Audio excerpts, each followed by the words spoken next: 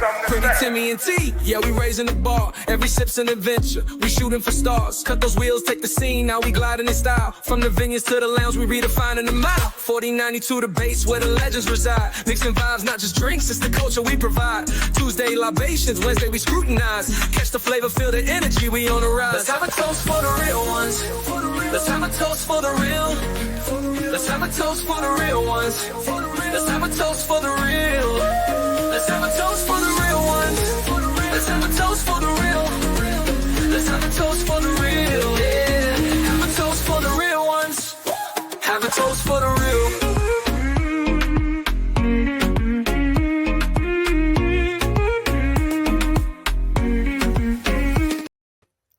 What's up, everybody? It's your girl T with Adventures of Spirits, and welcome to Spirit Member Spotlight, where I present and spotlight my spirit members. These are members that are members of my channel. And if you're not a member of the channel, why don't you look at a couple of videos and look at some of the perks and see if it's something that you're interested in. But today we will be featuring one of my spirit members who have been a member actually since the earlier part of my channel membership. So it's closely to almost a year. And I wanted to bring him to the stage and get him to tell you a little more about himself.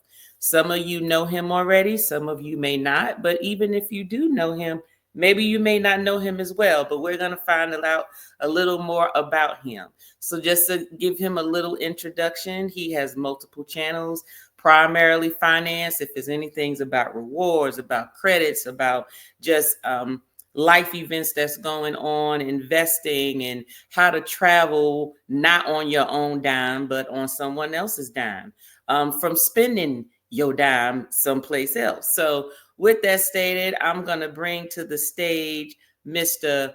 Rod from Point Blank Travel, Point Blank Experience, Point Blank's.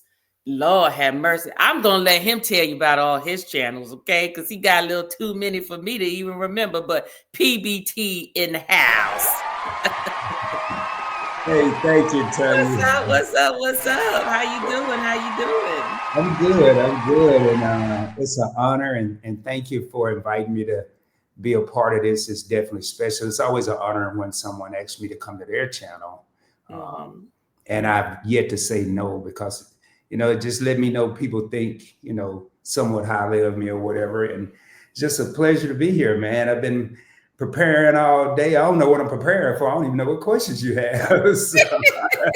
But I've been mentally getting ready. I refused to do anything today, no producing, no anything, just to make sure I was fresh for this. Oh, well, good. Well, thank you for saving your energy for little old me. Thank you so much. Well, Rod, I'm bringing you up here because for those of you who do know you, they know you, as Rod. Some of them do know you personally, but I in particular, Adventures in particular, just have a minimum view of who you are as a person. I understand the PBT, but we're here today just to get to know a little about Rod, and then we'll end it off with talking about PBT a little bit. Okay. So do you mind me probing just a little bit? No, please do. Please do. I'm an open book, I think. Okay. Well, with that said, we're just going to start it off with, tell us about Rod. Where were you born? Where were you raised? Where you from? Where you at? Where you going? What you like? What you don't like? Just a little bit about that, just to open up. Well, I was born in Arkansas, a little small town called Dumas. Population at the time was about 6,000. I think it's about 5,500 now. Very close-knit community. It was when I was born in '69, they were kind of coming out of segregation. I know my mother and father both went to segregated schools, which ended up being their high school ended up being my elementary. And it was different.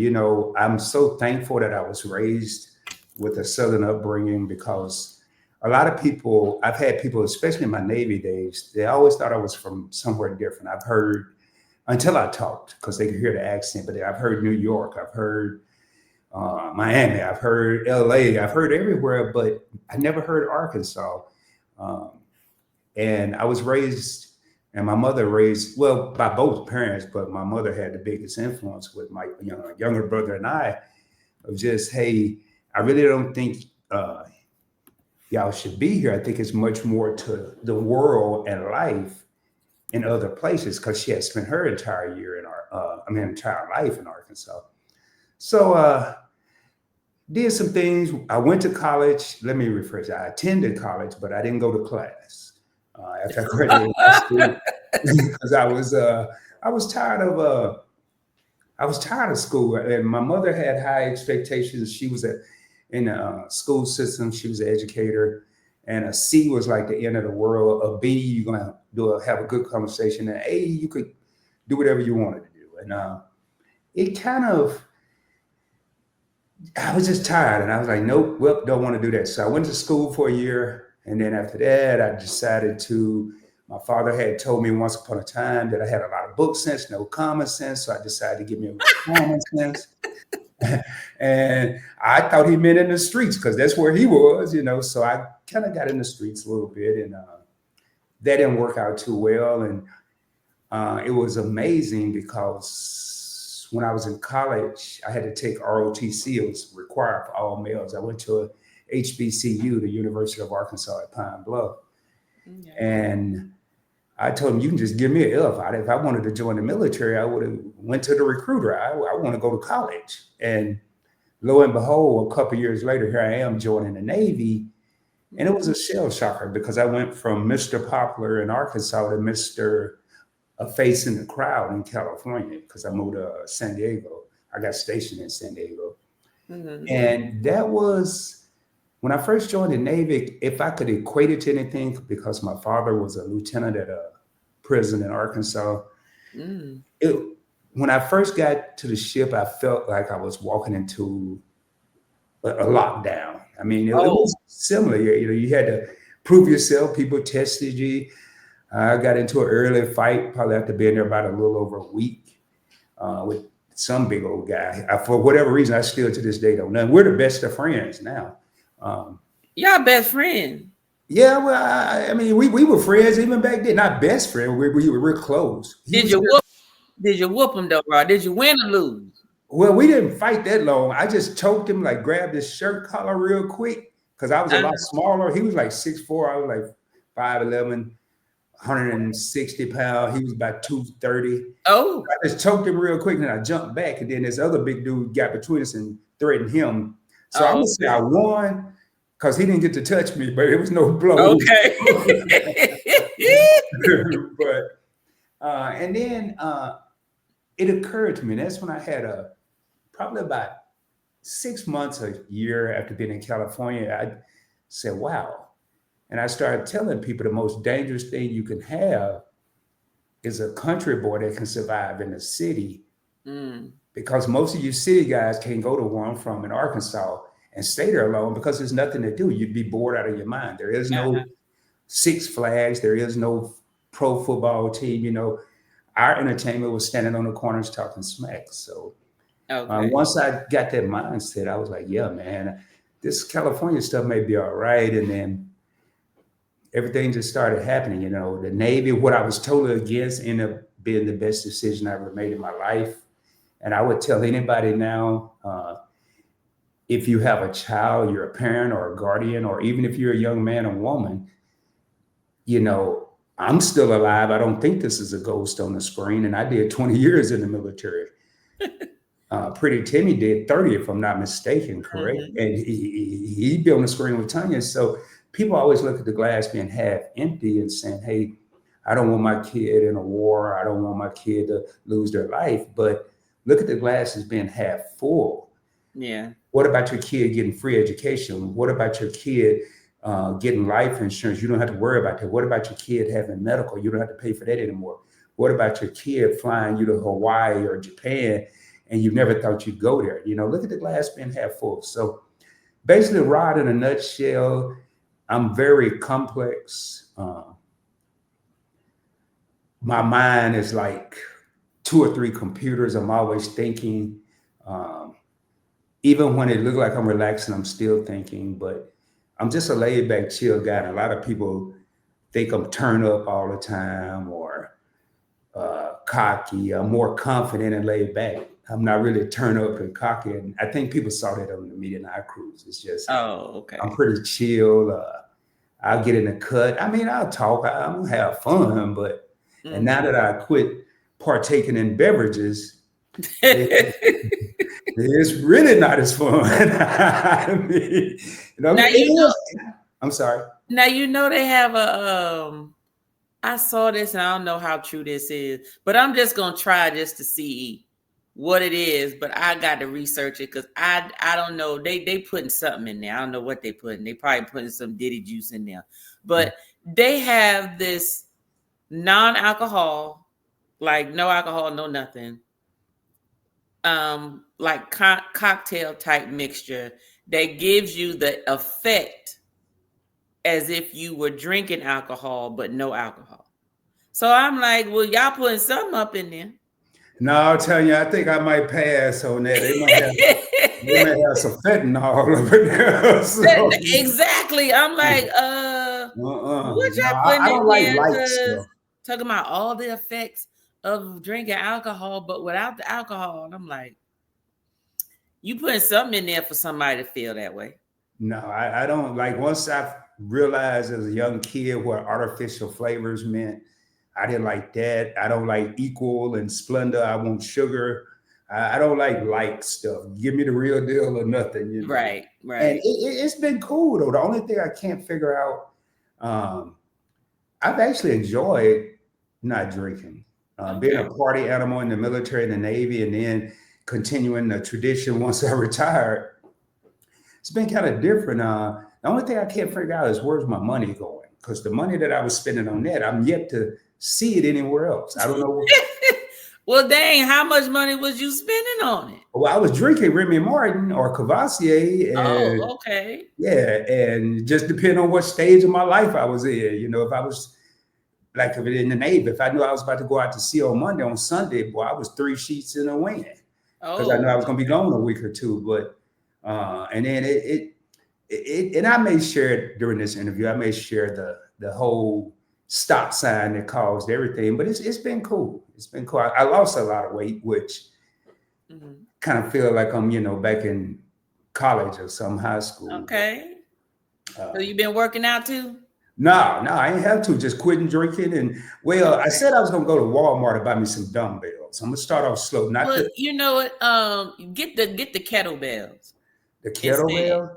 Yeah, That's the they one with that little. kettlebells. You like you. It look like you carry them, Are but they you can expensive? adjust the different. You could attach the different weights to the bottom of them, but you still use them like dumbbells. You can still, but you can do a lot more with it because they got like the handles at the Okay. top of them, so it's not just dumbbells. Like you can put them across. Put your foot through them on your ankles and do like leg extensions and stuff. Like you can do a lot of things with it.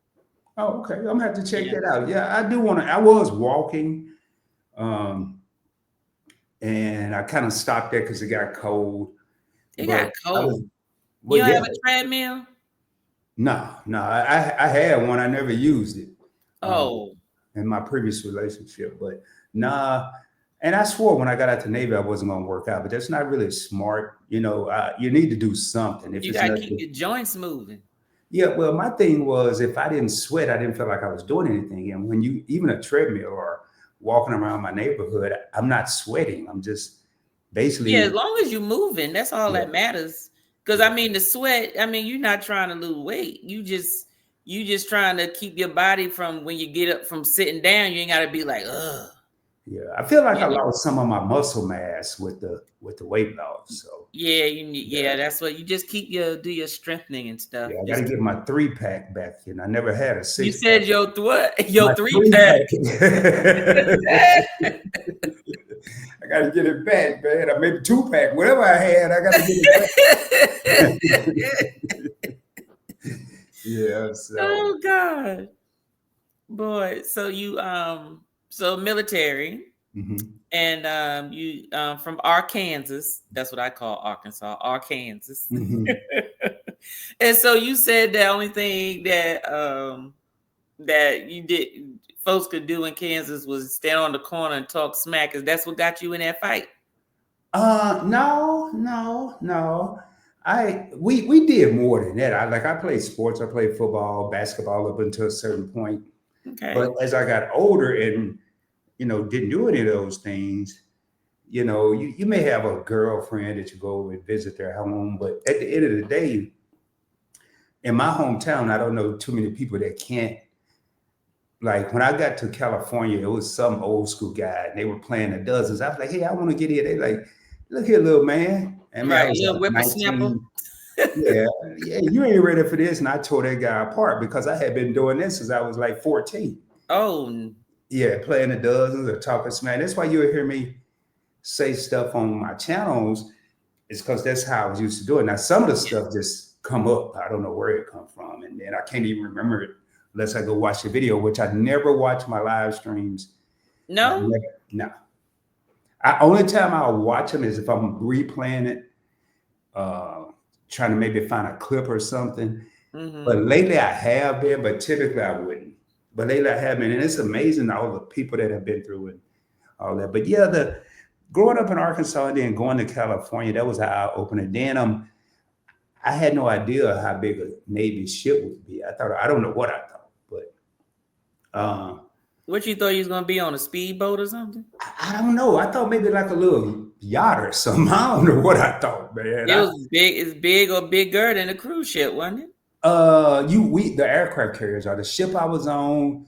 We had a crew of about 350, up to about 400. So, but it was about 550 feet.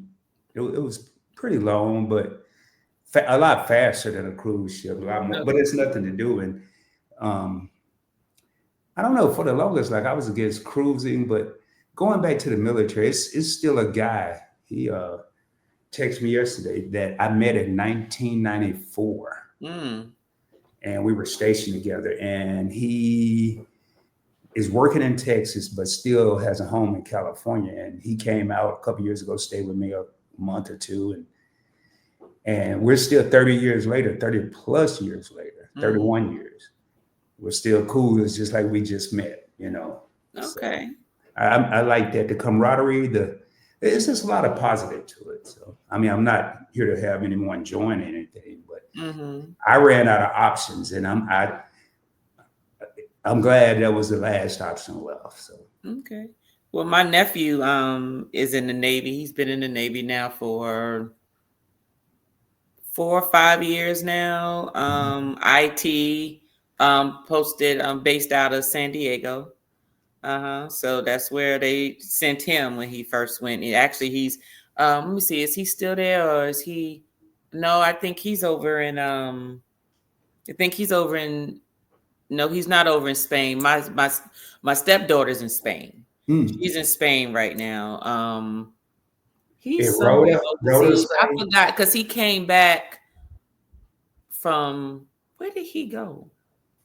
Was it Hawaii? I think it was Hawaii, or is that where he is now? Well, I gotta ask my sister, but he's out there now because he had came home to visit and stuff before it was time for him to go back out. So you said he's an IT? Yeah, he's an IT, and my stepdaughter is as well. Well, tell him that you interviewed a ITCS because I was an IT. Okay. And the CS is a senior chief, so which is an E8. You don't have to remember. I'll just say I interviewed IT, but I really started with communications, and when they switched to IT, I was like too old for that. I wasn't 20 something, not too old. I was like 30ish. Okay.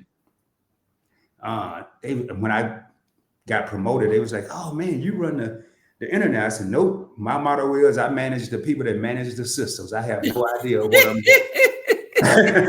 None. So I just manage the people that manage the systems. And it was a running joke amongst my peers, people of my rank. They was like, "Hey, you ain't did nothing today, huh? Because you just manage the people that manage the system. You got it, buddy." But I had a good time there. Okay. All right. So you now when you got out of the military, what what did you make your career in the military and then came out and started your career, or did you come out the military and then start your career? I came out and then started my career. I came out, I was in IT, but I wanted to be a recruiter. God works in mysterious ways. I wanted to be a recruiter for ITT Tech. Okay. Uh, and reason being, because I thought it would be a challenge because, they have a good reputation and they have a negative reputation back then. I don't even know if they're still around. And a lot of people, I would have to really sell that place.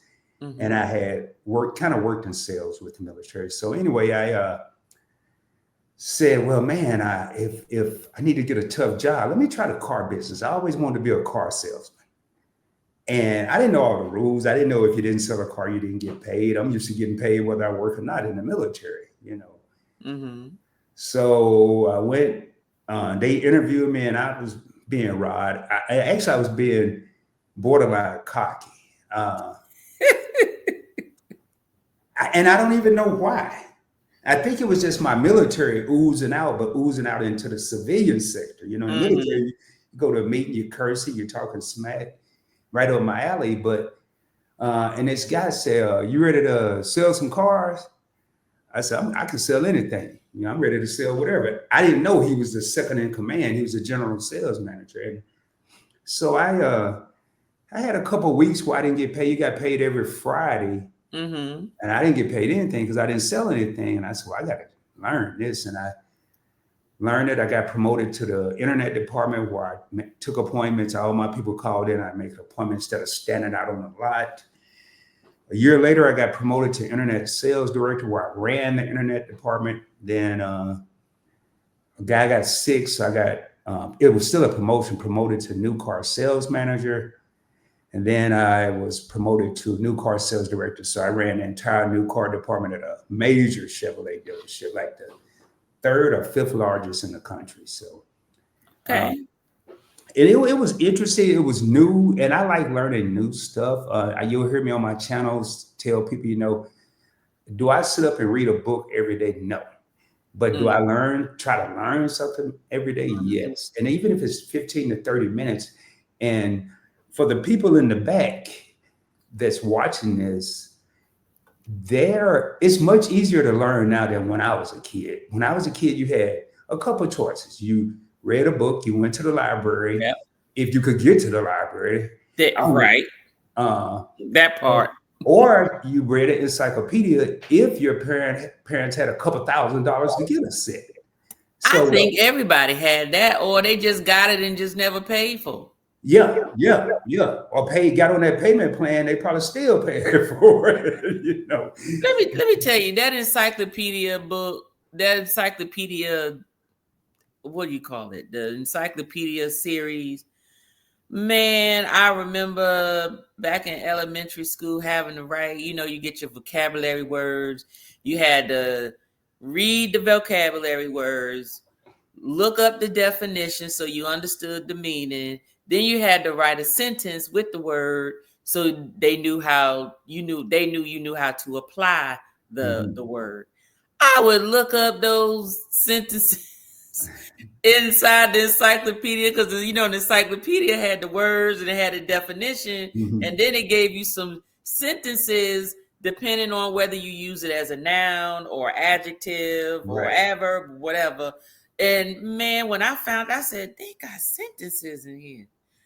I'll write down those sentences, and it was one day, I guess I wrote it, I guess it was as an adjective versus the noun.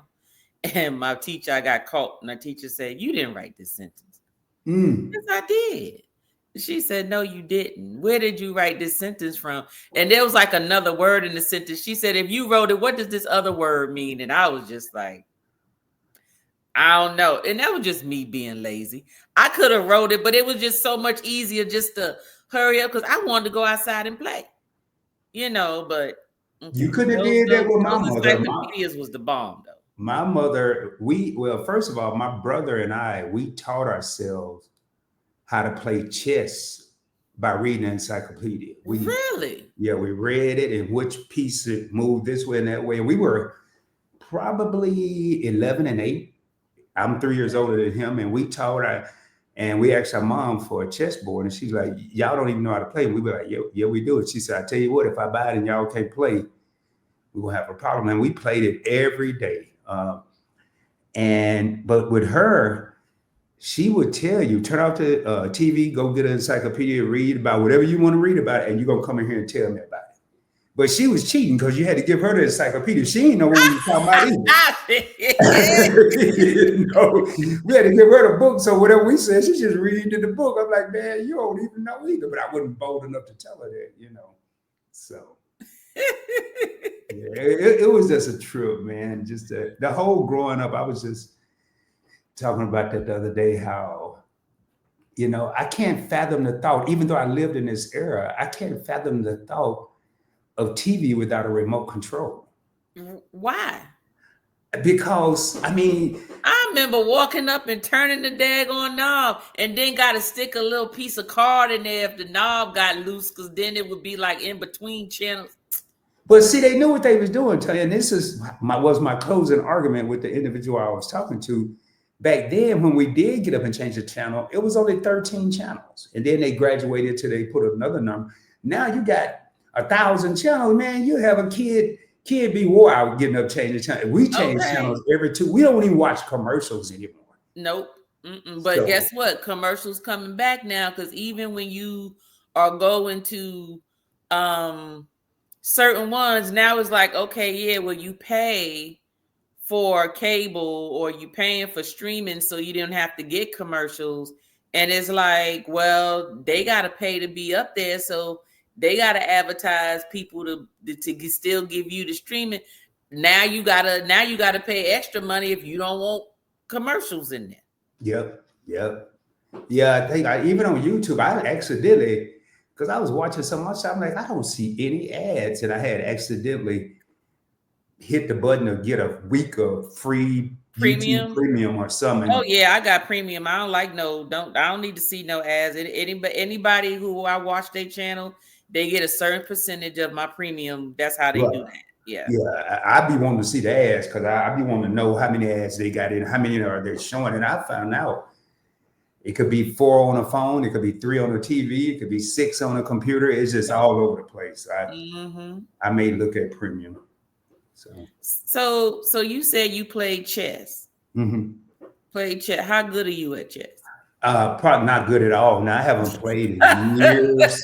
What you mean you're not good? I thought once you learn it, you don't forget it. Well, I think where I was at the time, not much to do. I probably had the mental capacity to sit there and play and take my time and be strategic. Now, with the way my mind operates, after about 10 minutes, I'd be bored. I'd be like, all right, man, you win. I give up. I haven't tried it probably since I left Arkansas. I think I played it once or twice. Now, dominoes, and I'll destroy you with some dominoes. Okay, so you play dominoes. Okay. Spades. Don't ask me to be your partner. Well, yeah, you could ask me, but don't be mad if we lose, because. Oh my God. Are you serious? You can't play spades? I can play. I understand the game, but I don't be over there knowing that Tanya got this in her hand. I barely know what I got in my hand. I can't figure out what it. And I hate playing partners. Oh boy, like I won't even play blackjack at a casino, because I didn't know that I was messing everybody up. I'm like, hit me, man, hit me. Boy, they was looking at me. I said, I think I'm in the wrong spot. Yeah, they probably was like, look, you messing up the mojo. We was winning before you came over here, and you just messing it up. Yeah, but spades, I think I maybe got 2 10 for 2s in my career, and I think of Boston, but I think we were cheating or something. I know I didn't have nothing to do with it. So okay, so what games can you play? Dominoes, play golf. Got hurt when I played football, so I probably can't throw a football good. Okay. I don't really play too many games. I shot somebody I have a PlayStation, but I haven't played it in about 5 years. Okay. And used to, when I get bored, I would only buy Madden. I think some dummy threw it away, but I had all the Maddens going back to like 1990, 91, 92, all the way up to the current year, which probably would have been worth some money. But that's about it. I don't play a lot of games. I mean, I like to have fun. I like to talk smack. I like to joke around. But and hobbies, I found out when I get into hobbies that I go overboard. Like last year was baseball hats, and I had to have every team. I mean, I thought you liked the Yankees. I do. Well, why you had the Dodgers hat? I like them too. You know, I like the color, right? Why? Right, you like the fit. There's the fit that you like. But then I cut all my hair off. Not half my hats don't fit because I had the fro, and then I got into the helmets and went crazy with that. And when I played golf a lot, I was buying golf clubs. I didn't like them after 2 rounds. I'd go trade them in, lose money, get some more. And then when I rode a Harley, I lost my mind there. And when I first moved to Texas, my brother and I were riding Harleys, and it was cool. I felt cool till we got on the freeway. I didn't feel too cool then because it just was no seat belt, and we were trying to outrun a storm one time, and we were up there. I just happened to look down at my speedometer, and we were going 80 miles per hour. It was sprinkling. I hadn't been riding about a year, big motorcycle, and I was just terrified. And then to get to my house, there's no lights at the time. To get to my apartment, there was no lights on the streets. Oh, You kind of out in outskirts. And in a car, you would always see coyotes and animals running across the street or getting hit. And I kept seeing myself running into that on a motorcycle. And I was like, if that happened, you're done. I said, okay, I quit. And I stopped riding. But I was the coolest dude in the world riding around town going 25. Not 25. You could have did that on a bike. Yeah, no, man. I was, and then they had these little things where if you ride by another motorcycle going the opposite direction, you got to put your hand down and put 2 fingers, like show respect. It was a lot of the rules, and I told my brother on the freeway, I said, "Hey, man, you saying it for both of us, because I'm not taking my hand off the handle. I know that's right. I'm not waving at nobody. I'm going 70 miles per hour. That ain't happening. So be you like, do all that stuff. It go 2 fingers. Yeah, now it was cool. You be riding. Then you have to just put your hand down. And it was cool if I'm going 25, but it wasn't cool. Right. So was it a crotch rocket you was on, or was it like a Harley? No, I had a Harley. I started. I've never talked about this on YouTube. I started off on a Sportster because I didn't know how to ride, and that's the smallest Harley. That's the smallest Harley. That's okay. Back in the day, not so much now, but back in the day, a lot of females would ride that bike. Not now. Females ride the same bikes the guys ride. And my brother and I and another guy pulled up to a party, a biker party, and they pipes sounding, and you could tell they were on big bikes. And I'm bringing up the rear on this little bitty bike. And I mean, it had some pipes on it, but it just sounded like a little boy had rolled in with 2 men, and then I had some goggles. In my head, and they was calling me Wild Hogs, like that movie with John Travolta. So I said, wait, so you was on that little bike, but you was geared up like you was on a big boy. I was geared up like I had been riding for 50 years, man. But I went and got me a Road King Classic, which is the big Harley with the white walls. I got a picture of my phone. Well, not in this phone, I don't think. But yeah, man, I just go overboard. So I think I just kind of quit doing hobbies. I was like, man, I'll be into some. I used to be in remote control cars, and I went crazy with that in California. And I mean, I'm talking about spending thousands, and then I just lose interest. I think I have ADD or ADHD or something. So, okay. So what, Because you never filled out the membership form, but that's okay because all I needed was your address to Oh, send well, it. send it back. Send it again, Tanya. I'll fill it But out. the reason I was asking is because when is your birthday? August 9th, national holiday. Okay, so you're a Leo. Yep. And you said you like to lay back in the cut. Well, now, Oh, okay. you But know, back then it was front and center. front and center. I mean, how can I explain it? I like attention when I like attention, but when I don't want attention, I don't want it, and it don't work like that. Either you like it or you don't. And when I was younger, yeah, yeah. But I mean, I liked attention, and like I never really got into astrology. I have people ask me today, so what's your sign, Leo?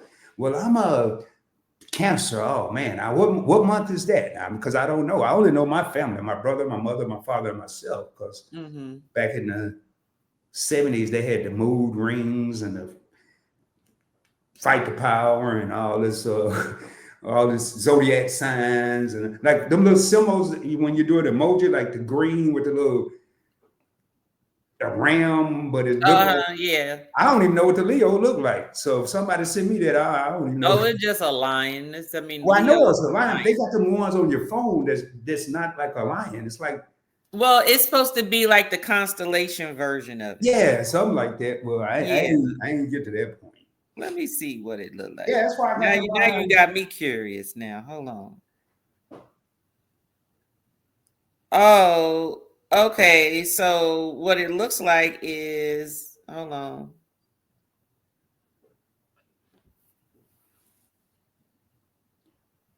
Oh yeah. See, I never remember that. Well, it looked like I don't know, it looked like a infinity sign with an arrow going down. Yeah, it Yeah. do. It looked like a girl head with a ponytail. Yeah, yeah. See, I ain't got time to try to figure that out. It don't look like a Leo. Well, what got me out of it was all them newspapers that I read over the years said, you know, if it was Leo season, you're a Leo or whatever season, today you're gonna find prosperity and money, and then I'd lose $10. I wouldn't find nothing. that one for you. So I had to leave that alone. I said, this ain't working for me. So. Oh gosh. Oh God. So you don't play card. I almost wanted to take your black card from you. No, I play. But you said you played dominoes. So you good. You good. Yeah. You good. Yeah, I won my first trophy at dominoes at 5 years old. Okay. And okay. Won a trophy on the ship, one of the ships I was on. But I play cards. I'm just not good at it. Well, that's like, what I understand. Mean. I understand cutting and what you're reneging and bagging. And, so when you play spades, what are your wild cards? What's your wild card? What you mean the wild card? Like I don't like high cards. What are your high cards? Joker, ace. I don't like all that Joker. You don't do deuce of diamond. I will, but like now I will. But when you're drinking, you forget that the 2 is bigger than the ace. So that is true because I've done that. I've done that once before, and I'll never do it again. But I have done that once before. I think I got kicked off the table. Tell you, I was just trying to play my lowest card because I couldn't win the book, so I threw out a 2. Dude, whoever what are you doing, man? And he had won the book. I was like, oh man, I was just throwing out a low card. Dude, it's Joker, deuce. I said, y'all didn't explain what that even mean. I just said all right because everybody else said all right. So, but I just like the Joker, ace, king, queen, the way it's supposed to be. Okay. I think we always try to make stuff more complicated than it really got to be. Well, that's true. That's true. Now, see, because you said that you normally are reserved, sort of quiet in the cut. What do you do to relax, to calm your brain or your mind down? I probably, just gonna blow your mind. Lately, I would probably say I used to sit outside and have a cocktail, but now I don't really sit outside, but I probably just get my phone, maybe this gonna sound crazy, but look at some of my investments or Okay. like earlier, right before this, I got my little portable chair, the one you get at Walmart in a bag. Um, went and sat out in the driveway, and people used to tease me, man. Even I think Y Loves, I know she's teased me like, man, you're just so country. You sitting out in out in the driveway. I said, yeah, man. My grandpa used to do this. Ain't nobody bothering me, and I ain't bothering nobody. I'm just, and it got to the point, man. I promise you, Tanya, the Fed, now the UPS guy would come by, and he was cooler than I was. He threw up the peace sign, and hey man, I get that. No, and then I had to leave it alone because people started messing with me. But then I was out there one day, and this guy came by. He said, "Hey man, you all right?" I said, yeah, why yes? He said, every time I come by, man, you're sitting out here in the middle of your driveway with your head down. I said, I'm looking at my phone, man. Oh, okay, man. And then he said, well, if you don't mind, let me get your number, man. I always see you. I just want to make sure you're all right, OG. Oh, okay. I'm like, this dude look as old as me. What are he calling me OG for? So, Well, no, maybe he needs somebody to check on him because he may live by himself and be like, well, maybe if you don't hear from me, you'll call me and you come check on me. well, no, I might he be looked like passed out on the floor somewhere. He looked like he was in good health. So about 2 weeks ago, somebody was ringing my doorbell all crazy. My doorbell is loud.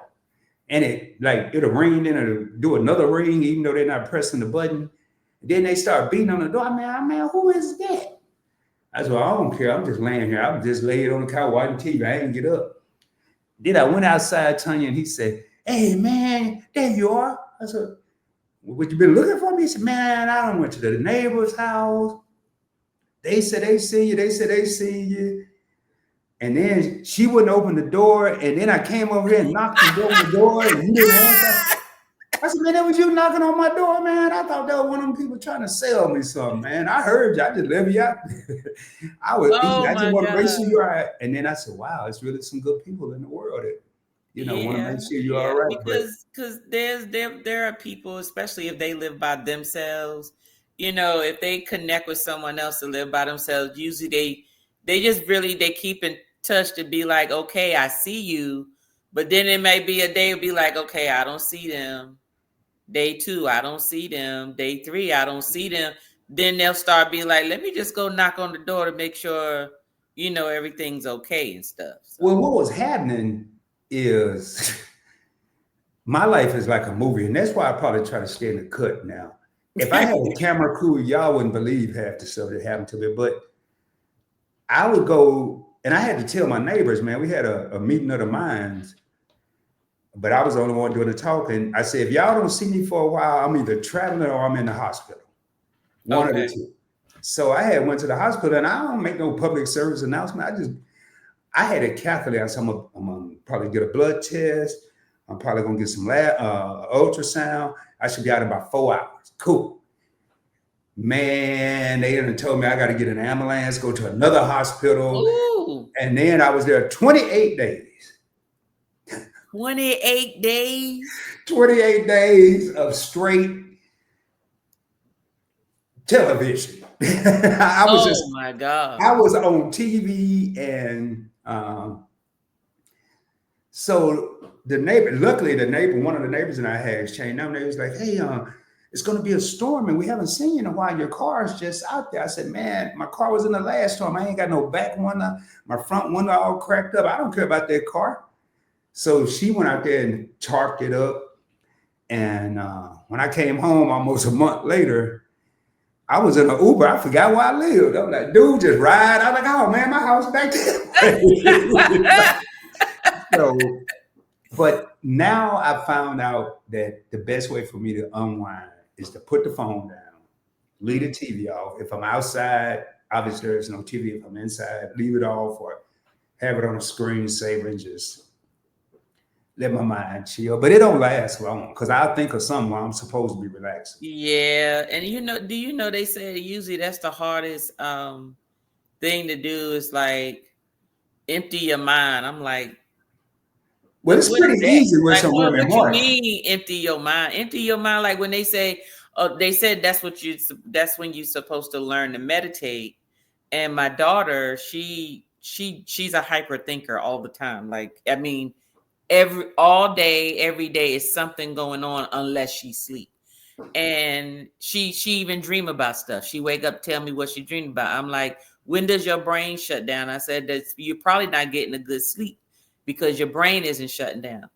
So she started meditating, and she said she was learning to meditate and really like to shut her brain down and just, just really relax her body. And she said that was some of the best sleep that she ever had, was after she meditated and went to sleep. She was able to clear her mind away because she felt refreshed.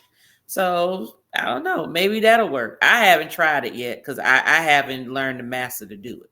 Well, I haven't. I know my best way was when I drink, but then once you make changes, I mean, my mind, like when I was in the hospital, they said they would come in at 2 or 3 in the morning to draw my blood. I'd be just sitting there watching, well, not sitting there, laying in the bed watching TV. They said, "Oh, you're still up?" I was like, "Yeah, man. I figured y'all was coming anyway. Might as well be up." Might as And well.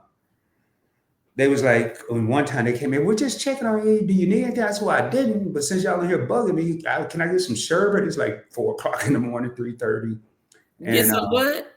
some sherbet, like ice cream. Oh, sorbet. Uh-huh. Yeah, well, yeah, they had sorbet and sherbet. I'd mix it up Ooh, sometimes. fancy. Okay. Yeah, one of my buddies, the one in the day, he said, "Man, how you enjoying the Baylor Resort?" Because I was at Baylor Scott and White Medical Center. I said, "Oh man, it's not bad. I can go outside when I want. I didn't even walk to the store in my hospital gown and some pants." No, you didn't. Oh yeah, I was breaking all the No, rules. you didn't.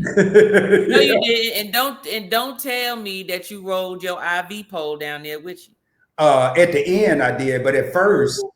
At first, it slowed me down. Not to the store, just outside. But they told me like the second day, they said, "You all right?" I said, "Man, I did this ain't supposed to be happening. I thought 4 hours. What's going on?" And she was trying to explain as much. She was a nurse. She said, "Well, you can go outside." I said, "For real?" Boy, I just Yeah, as started long putting as my you clothes. stay, as long as you stay on the property, yeah. Because I mean, we see patients. When I was at the downtown location, it was like Midtown Atlanta, and I would see patients with the hospital gown on, got shorts on, back all out, and they dragging their pole, and they go outside to get a smoke to smoke. I'm like, really? You in the hospital? Obviously, something going on, and you dragging the pole. I don't think you're supposed to be smoking, but they weren't allowed to smoke on the hospital property because Emory doesn't allow you to smoke on the Yeah, property. Dallas is like that too. So they will walk across the street to go smoke. But now we built the big cancer building across the street. So now they got to walk down the street and around the corner to go have a smoke. So you see patients with the hospital gown, with the IV pole, walking down the street, puffing and smoking. I'm like, come on now. It's not that serious. Hey, Tanya, if I wasn't asleep, I wasn't in my room. I mean, I was like, if they had a pool and a bar, I'd have been good because I was gone one day about 3 hours, and I go back to the room. They said, "Man, we've been looking for you." You had They this thought doctor?" you, man, don't do that. And I said, "Hey, They'll call a missing patient, missing person on you because well, they I got was to just sitting find right. you. I was sitting outside. I said, "Man, I left my number on the little whiteboard. I told the nurse to call me if y'all need me." She said, "What do you think you are? What do you mean call you?" Right, call you.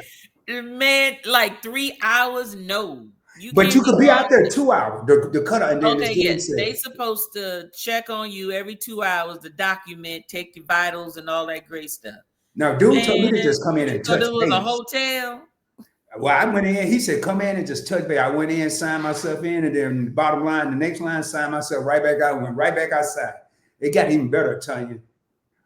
Then one day I walked by and I saw this place that served breakfast. I said, "Oh, let me try that." No, you didn't. Yeah, because I was tired of. With the hospital gown on? Well, I had my my gray golf pants and an Adidas jacket. That's how I went outside. I didn't go Oh, outside okay, with but just a you ain't jacket. had no IV pole or nothing. No, no. Oh, okay. I was So doing too much. they didn't know you was in the hospital other than your bracelet. And my gown was outside the jacket, like to my knees. I look like I look like I was in the Middle East or something. No, Rod, no. But hold on, tell you, I found this barbecue joint in the hospital, right? So I made it. I was on the 14th floor. I made it all the way through security, all the way to the 14th floor, all the way in my room. And as soon as I broke it open, here come the nurse. Whoa. Did you get your lunch early or is it late? I said, no, I got something downstairs. You're not supposed to be eating it. I said, well, act like you ain't in here eating. You And so I ate my stuff. Then one day I wanted some coffee. Found me a Starbucks. I found me a Starbucks in a whole nother building. So I'm just walking along, just strolling. Lord have mercy. I met a couple of friends. Then the day I walked to the store, I had my hospital gown was hanging underneath my jacket, but I was in the hood. So it kind of worked. They thought I was crazy. And didn't nobody mess with me. I ain't mess with them. And I went to 7-Eleven and went back. It was about 15-minute walk, took me 45 minutes because I kept running out of breath. I said, boy, if I die out here, ain't nobody gonna know. You walked 7-Eleven. Yeah, about 5-6 blocks. And if you was running out of breath, you know what that meant? You should have kept your ass in the hospital room. I was halfway there, Sonia. I was halfway there. Wasn't no sense of turning around. Lord have mercy. Yeah, you were them kind of patients that, you know, when I would take hospital call, administrator on call, and I get, the nurse supervisor, we're missing the patient. Their belongings are still here, but we haven't seen them for. I'm like, when was the last time you saw the patient? Oh, it was about 5 hours ago. And I'm like, and y'all just now calling? 5 hours. Y'all supposed to check on the patient every 2 hours. So what happened 3 hours ago? Come to find out, doing one of your moves. Doggone patient done left, went down the street, went to go get him some barbecue, came on back, got him some, and came back upstairs like he was in a hotel or something. It was like, nurse and supervisor called back, said, never mind. We not we canceled the code. Because after a certain amount of time, now you got to go send people out searching for them because they under your care, right? Man, see, you stay put when you get in there, please. Well, hopefully I ain't going back. I ain't trying to go back no more. I just want to chill out and just enjoy life, man. Hopefully I won't be going back. But that was the first time, huh? So what are you doing? What are you doing for fun these days? I may go hang out, like me and my boy go sit. It's a little lounge. It's something I've never seen before. It's actually I think Tiger Woods got something similar to it, but it's like a Top Golf, but it's not Top Golf. It's half of it, and everything's in the opens, but half of it is like a different bays where you can practice your golf, and then you can order food. They got a bar, a bunch of TV, so I'll go there and just relax. Okay. But I would probably say I haven't done much because I've really spent a lot of this year trying to get all these channels where I want them, and I'm kind of making up for 2024 because I took a lot of time off with hospital tours, and then I said, okay, it's a new year. Then I got attacked by the pit bulls and. Wait a minute. Yeah, I'm gonna need you to tell that story. I know you said it on one of your, but no, I need the unedited version. If I had a TV camera, I would be viral as I don't know what, because I don't even remember half the stuff that be happening. But so really, I haven't really been doing anything. I haven't been. Normally, I would travel. I did do a staycation a couple of weeks ago. Okay, and that was very relaxing because Dallas is so big. That DFW, they call it the Metroplex. You got Dallas on one side, Fort Worth on the other. I'm in Arlington in the middle. I can go to Plano, which is an hour and 15 minutes from me, and feel like I'm in a whole different state. You'll still know you're in Texas, but when I come home, it's like I feel like I've really been out of town. So I'll do that. But lately I've been just hitting the hammer on the head, man, just really buckling down. And I've gotten better at time management because I quit working. I'm only doing social media. And it's Okay. so easy to think of a million ways why you just want to chill instead of getting up and working. So I had to tell myself since I was 15 or 16, I had my first job, and I always had to set an alarm to get up for other people when I didn't want to, or if I was partying hungover and I had to go to work. And if I could do that for someone else, why can't I do that for myself? Right. So lately I haven't been really chilling. It's been just hitting it, and to me that's fun. Going live is relaxing. I mean, you do a lot of lives. It's relaxing. It's just chill. So I kind of do YouTube for fun, I guess. Even though I'm talking about business, I'm talking about stocks or credit. You know, I'm gonna throw some jokes in there too. So. Oh, okay. Okay. All right. All right. So, so you play a little bit of these games. Mm-hmm. You military veteran. Mm-hmm. YouTube. You like to think. You like to relax. You don't like to take on hobbies because you say you overdo it, and then it becomes like a Compulsive situation. takeover. Yeah. I like traveling, and I like meeting new people. I mean, I've been to Australia and had dinner with their natives, which is the Aboriginals, and they were cooking a whole pig in the living room with a hole in the floor. I mean, I'd probably never see that again in my life. You said a what? They were cooking a pig in the living room. Who was this? The Aboriginals in Australia. They're like the natives of Australia. Oh, they outside. No, they got houses. This was in the house. They just This had a was hole in in the floor. house. They got a hole in the floor to cook. And then they would like cover it back up when they were done. And it wasn't bad, but I don't want to go get my food with big old head up here. You know, I don't eat a steak with the cow head at the table. You know what I'm saying? So when I was in Japan, I had dinner with a family, and we had to sit on some pillows on the floor and bow and konnichiwa and all this other stuff.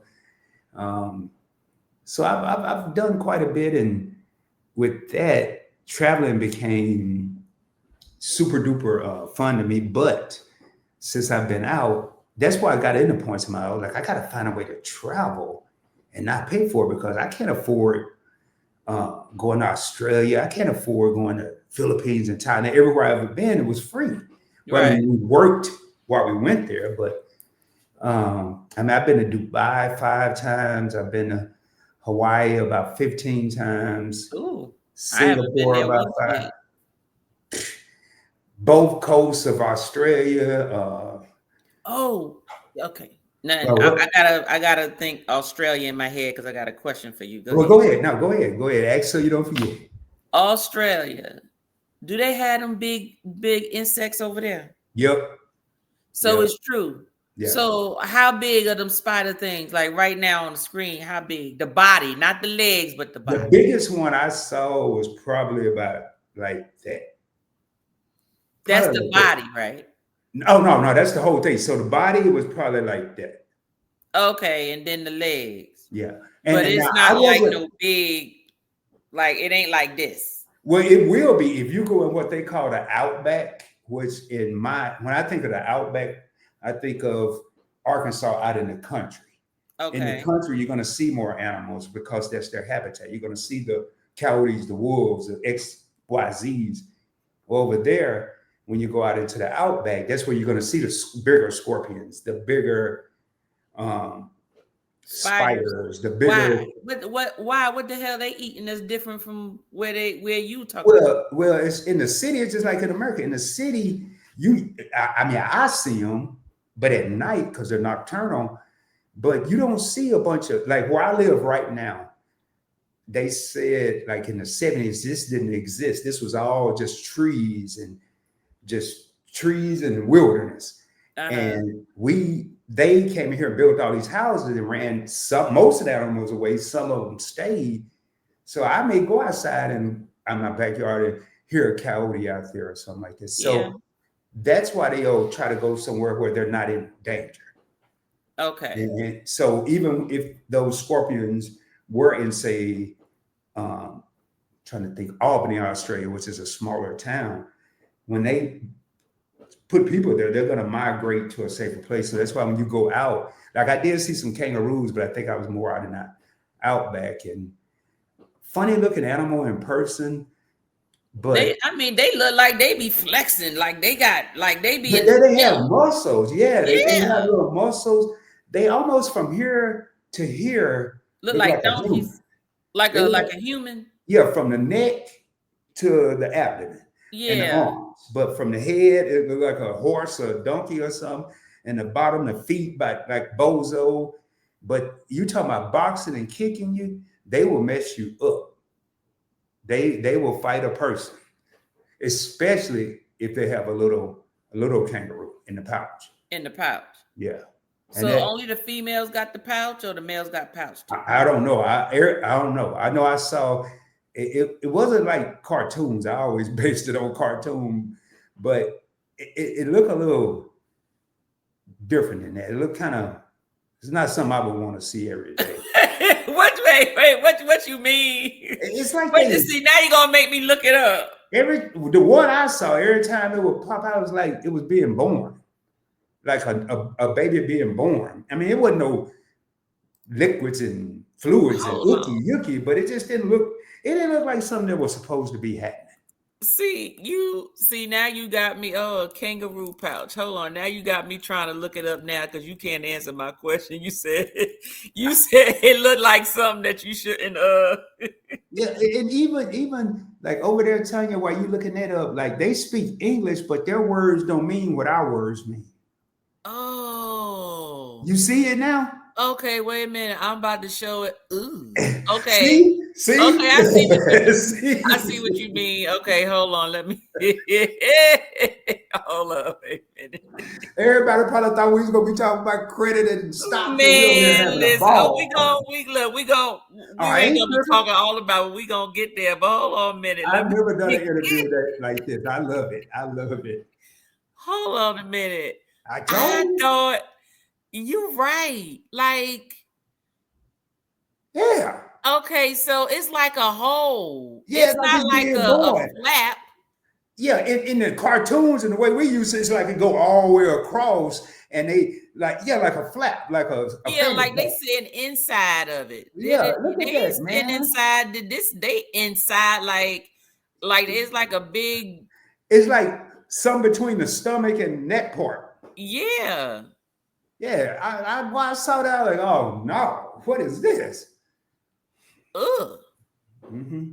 Oh, okay. So basically, like you said, it looked like he being reborn. So is it fur? Like, what is it on the inside? Do you know? I heard or read that it's like a fur. It's something to keep them warm. I don't know if they grow like you get a puppy and before you know it, it's 6 months. It's almost grown. It's doing its own thing. So but if that's a pouch, then where they give birth from? I'm assuming like a regular. Okay, so like animal. Between the leg. Ooh. Yeah, look at that one, y'all. Ooh. I don't think that pouch is where they give birth, but it just like even that picture in the far left with the gray one, and it's that one. I mean, it looks like it's being born. It's just not a nurse there pulling the head. And look at this one though. That's what I'm trying to tell you. Now you see what I'm saying. Oh, and then this one look like he going back in. Yeah. Oh, no. There's 2 nights this week. I told her about Papacito. Now I got to trip it on the kangaroo. You might as well pull up an Australian spider while you're at it. I ain't looking up that one. I know. Ew, this one look like it wore out. This one right now here. Now you see what I mean. I didn't want to say it on your channel. I mean, I could have said it in a scientific term, but I just couldn't because I didn't see it like you just showed it. I just saw it with the baby in there. So I didn't see it like that other picture when it had came out and it looked like a female body part. What the hell is this? Shit, maybe I This think it's was younger. a tree kangaroo. I That don't looked know. like that looked like a damn bear. And the koala bears are there. I mean, I saw them, uh, and that's another thing I like. Like what we're looking at now, I love nature. I I like it too from afar. no, I mean, I'll sit up and like aquariums and Ooh. zoos. Uh-huh. And if you just watch animals, man, and you know, we talk. I mean, to me, we can talk and we still can't communicate. And if you watch certain animals, and I tell you, that's one of the smartest, strongest things on the planet Earth. A lot of people would never guess is an ant. Pound for pound, an ant is stronger Oh than yeah. a man. Uh-huh. They can lift, I forgot, one says something like 10 times their body weight or something like that. Yep. If I'm telling y'all, man, my mind just be like, when I ain't thinking about stocks and stuff, I guess I'm thinking about ants. But the little hills, Wild Loves was out here, and it was some flew in the car. I said, "Oh man, it's an ant." She said, "An ant? That thing got The wings." ants I said, fly. yeah, the queen, they used to say the Those are queen. military ants, ain't it? No, the reproductive ants fly, and they can fly up to a mile. So they may leave this mound because another one of them came and took over, and go to another mound, and they just lay up and have eggs and make babies, make ants, little ants. Okay, wait a minute. Okay, so I'm confused now. Because now you got me thinking about the flying ants. So remember that movie Ants? I didn't watch it. Is that the cartoon? Yeah, like I'll probably animated. watch it tonight, then. But I didn't. I think I seen a piece of Okay. it. But they had one that he was flying, and it was a he. He was flying, a male. Mm-hmm. He was flying, and he was like over the military ants. So they had the ants who were the worker ants. They built the place, they was just the worker bees, basically. Mm-hmm. And then you had the ants that were like the military ants. Those were like your big black ones. And they were the ones that went out to go and look for a place for them to build and grow, and they seeking out food, and then they send the other ants to go out to go get the food or whatever and bring back. And then they had, of course, the queen, but then you also had like the head of the military ants was one that flew. The queen, So the is queen that has like a termite or something? Or yeah, it look like a termite. If you look at it, you won't even know it's an ant because the wings are actually bigger than the ant, and they start probably the middle of their back and go Yep. backwards. Okay. And you wouldn't even know. I guarantee you, I've probably seen thousands of them and didn't know what they were when I was growing up, especially in Arkansas. But once I read this, and I was like, "Oh man, I go an ant," and it took me a long time after I read it. But I did and y'all, I'm telling y'all, when I say I try to learn something new every day, I'm serious. I like if you see an anthill, and I've done it several times, and you take some water and pour it on the anthill, and it start like being deformed. You look in there, you're gonna see the little holes. That's their ventilation. Once you mess the whole it look like a big old piece of dirt, but once you infiltrate that, you'll see the little separate holes. Once you do that, you're gonna have the fighter ants that are gonna come out and see who's infiltrating the mound. They'll usually be out there 8 to 10 minutes. They'll keep going around. Some will stay around the mound, some will go out from the mound. They'll determine there's no threat, they can't find anything. While all that's going on, a couple more fighter ants have moved the queen to a whole different location, like humans. Move her to a different location. And then if you look, you got another group that will take all the eggs that have been laid and start moving them down deeper into the mound. So whatever's messing with it, like the mound may be right here, but the actual stuff is over here. And I was like, man, this is crazy. And as soon as they go back, they will start immediately rebuilding regardless of the time until they get that mound built back like it was before you mess with it. And Oh. yeah, and I'm not going to spend the whole interview talking about no ants and animals, I but mean, but it's obviously what you like to talk about. That ain't. I'm finding it fascinating too. I didn't know all of that. yeah, like it, and they do little, like they do little antennas and stuff and have little pheromones. That's why you'll see them, and they all follow the same little line because they'll drop a little pheromone.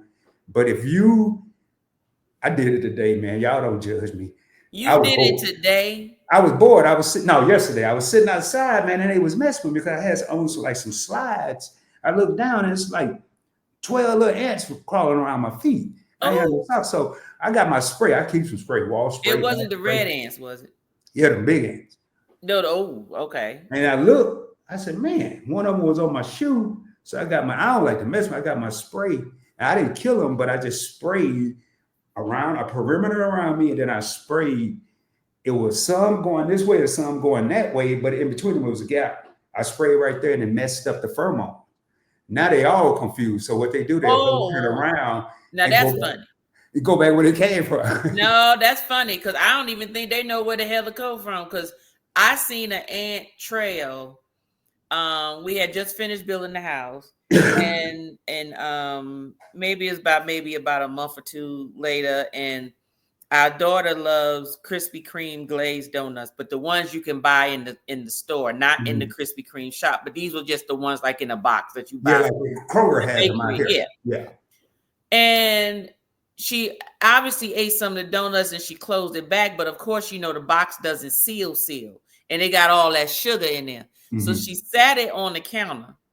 And it was like in our appliance garage. So like when you have like your cabinetry and you get to that corner of the aisle, not the island, but of your counter, and usually cabinetries usually meet up and it's usually wasted space. So all of that is really like a little accordion garage where you can put like all your appliances in and plug them up to charge them and close them. So she had her donuts in there. Ooh. In the box.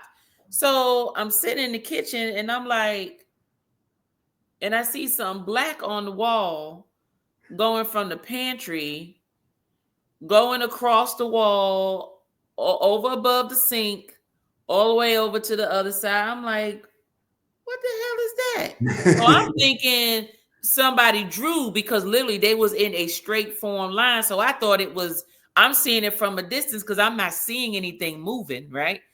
I get closer and I'm like, TJ, there's ants in here. So I'm looking and the first thing I'm thinking is about where are they coming from?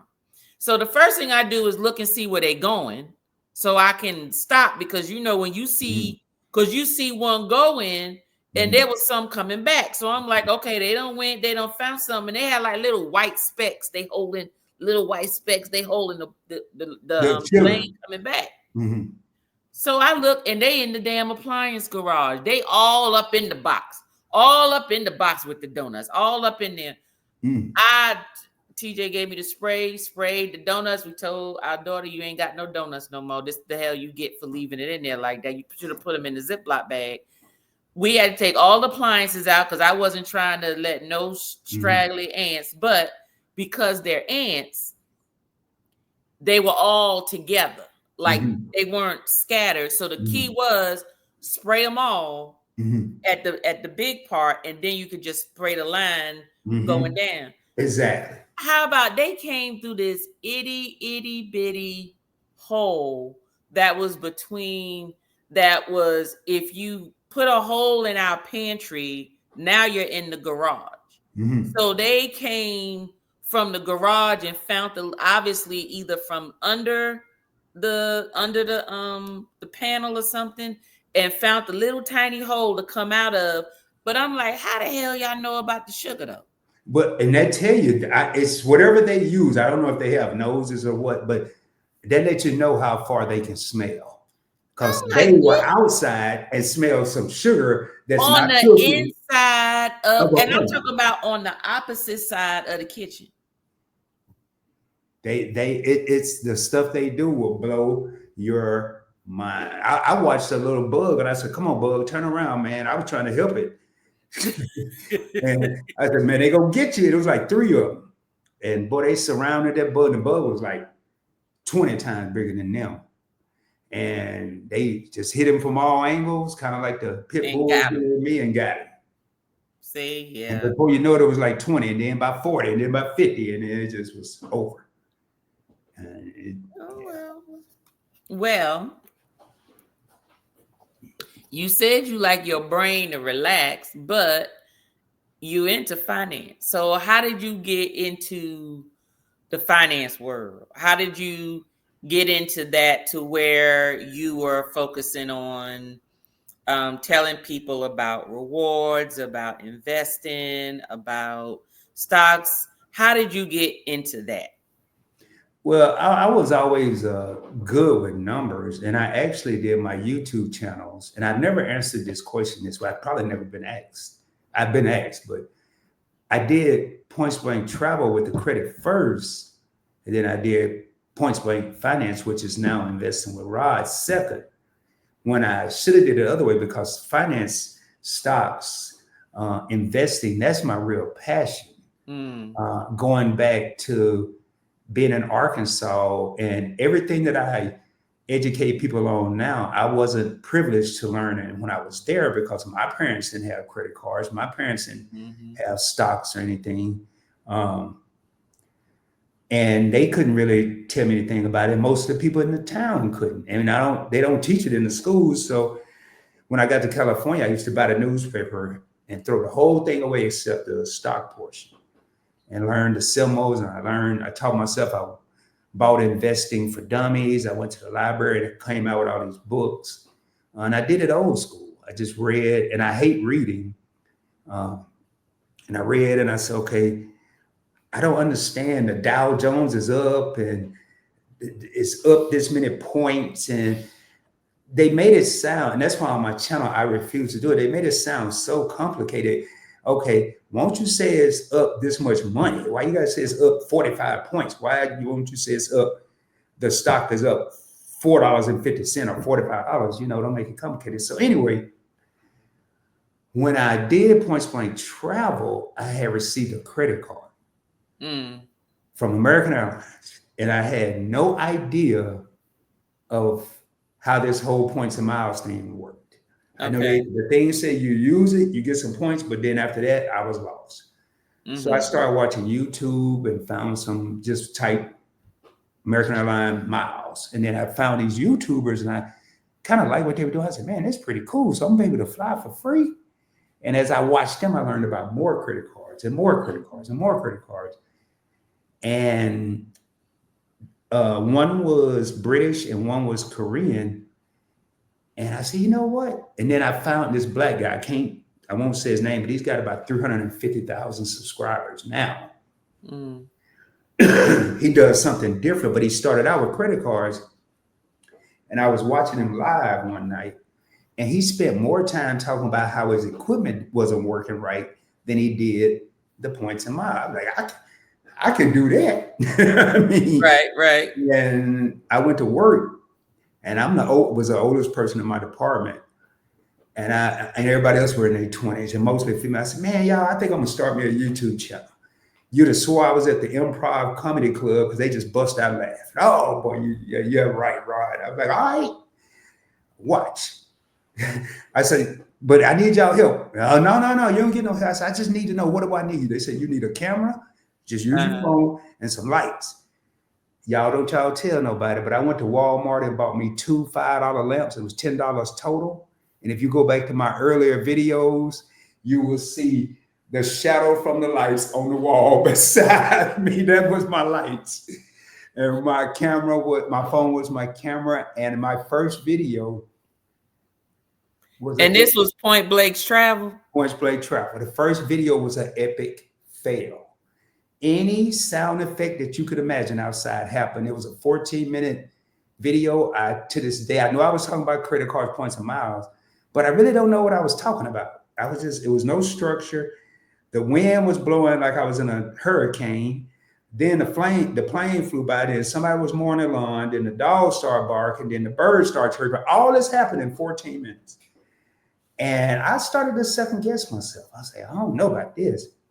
And then my coworkers in here, well, Facebook is for your speed, Rod. You're a little older, and don't even mess with Instagram. That's really for the young people. But they're gonna talk about you on YouTube. They're gonna comment. They're gonna say you suck. Are you ready for that? I said, man, that made me want to beat somebody up, and I can't even get to them. I said, I'm gonna do it though. So I went live, and my cousin said, okay, Rod, this is what you want to do. Get your phone. I was on Facebook. Get your phone, go live, but get your iPad so you can see yourself. Man, because I had the iPad, it was echoing on the phone. People coming and going, and I was just like, it was like going to the Apollo and having stage fright and just running off the stage. I was like, okay, y'all, this is the end of the live, and I hit the button. And I would not go live for a year. My mentor, Dwayne from How to Build Credit TV, said, bro, you got to go live, man. You got to go live. I said, no, I ain't got to do nothing. I ain't got to do nothing but live and die. I ain't got to go live. And I went live and came up with some slogan, let's roll, baby. That came up because I didn't know what else to say. I mean, like, okay, how do I trace it? Oh, okay, let's roll, baby. And it was just, it was interesting. And, I got the trophies and awards, but I'm telling you. Things, and I want to kill some of the perceptions. A lot of people. So is this the lights you was talking about? Credit limit. Well, that looked like that one's on a phone. Yeah, because I didn't know you had to turn the phone sideways. In a positive way. Lord, I think I posted a couple of times. Yeah, look at that, y'all. I'm gonna give a couple of examples. You got, like that's the one in the yard. If you hear, like I didn't even do thumbnails, man. You sure did, and it was whatever your face. At least you was smiling on all of them, though. But look at now these are thumbnails, but look at them, just a word. Lord have mercy. I've never looked at all of them. I've seen the first one, and they were like, this girl that I worked with, her husband, she said, would you watch him? Because she said, you need to take some more pictures. Now, you notice all the pictures had the same blue suit. I said, yeah, it's all right. Whatever works, though. Whatever works, though, right? No, then you got the great, got the base on. No, because you wearing the same thing, and I don't know which video it's with. I mean, look at that. Like, I got that's the original Point Blank Travel logo, just a big old white box. I didn't know how to make it. Lord have mercy. So for anybody out there to say, I can't do it, this is living proof anybody can do it.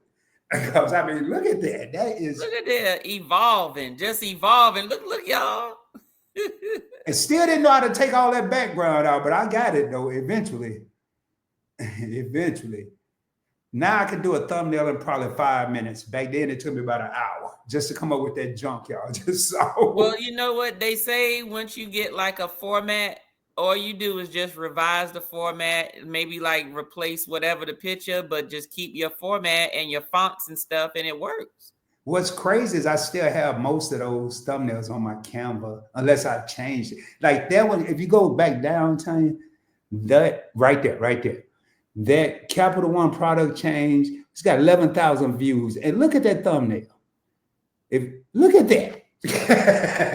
I mean, it looked like a kid did it. But what was your highest views on Point Blank Travel? 16,000. 16,000. Okay, yep. Let's see the most popular. Okay, 4 years ago. I mean, and I don't even remember what. I think that's probably the background with my mom, and the one with 16,000. I think it's what, like 700, almost 800 video. I mean, I went boys to men and got the baseball hat with the tie on. Yeah. I was just doing whatever that I thought people wouldn't do. Like, I don't like saying gems and nuggets. That's why I came up with boulders, or I don't like saying mods and moderators. That's why I say executive team. I don't like to do what everybody else is doing. You know, I think if I say I'm about to drop some gems right there, I got a good chance people will stop listening. But if I say, hey, I'm about to drop a boulder, what is a boulder? What is he talking about? And now I have people's attention. Mm-hmm. So I'm very methodical with how I do stuff. So I will say that. Okay. I do stuff that sometimes people don't know that thing about it, but in a subconscious method, like my promos, I hate looking for the song, but that song is gonna have to do something with what that video. It may not. If I do a Capital One credit card, I'm not gonna have a song talking about Capital One, but I'm gonna have something about traveling or easy like Sunday morning or something that'll make people think and stuff like Okay. that. Okay. Well, Rod, it's time for this or that. Okay, all right. Time for this or that. And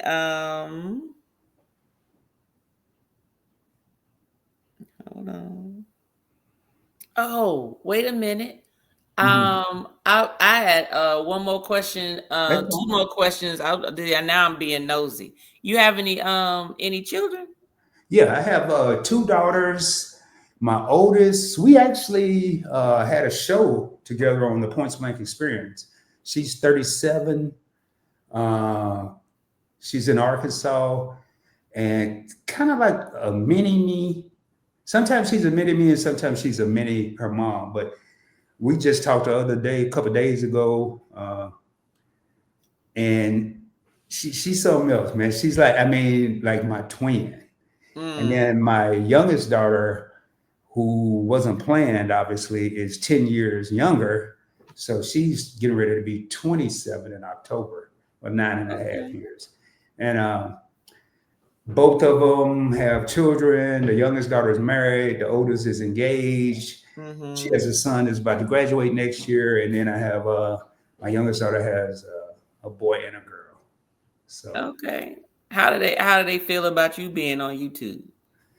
uh, the youngest one could care less. The only thing that matters to her, and I I mean, I'm so big. I don't knock her for it because the only thing that mattered to that young lady, I was about to say little girl, because I still call them baby. Hey, girl, what you doing? That's just the country part of me. But uh, to me, if it's not about her immediate family, her husband, her two kids, that's her nucleus, and Right. anything Right. else is I might think about it, I might not, but.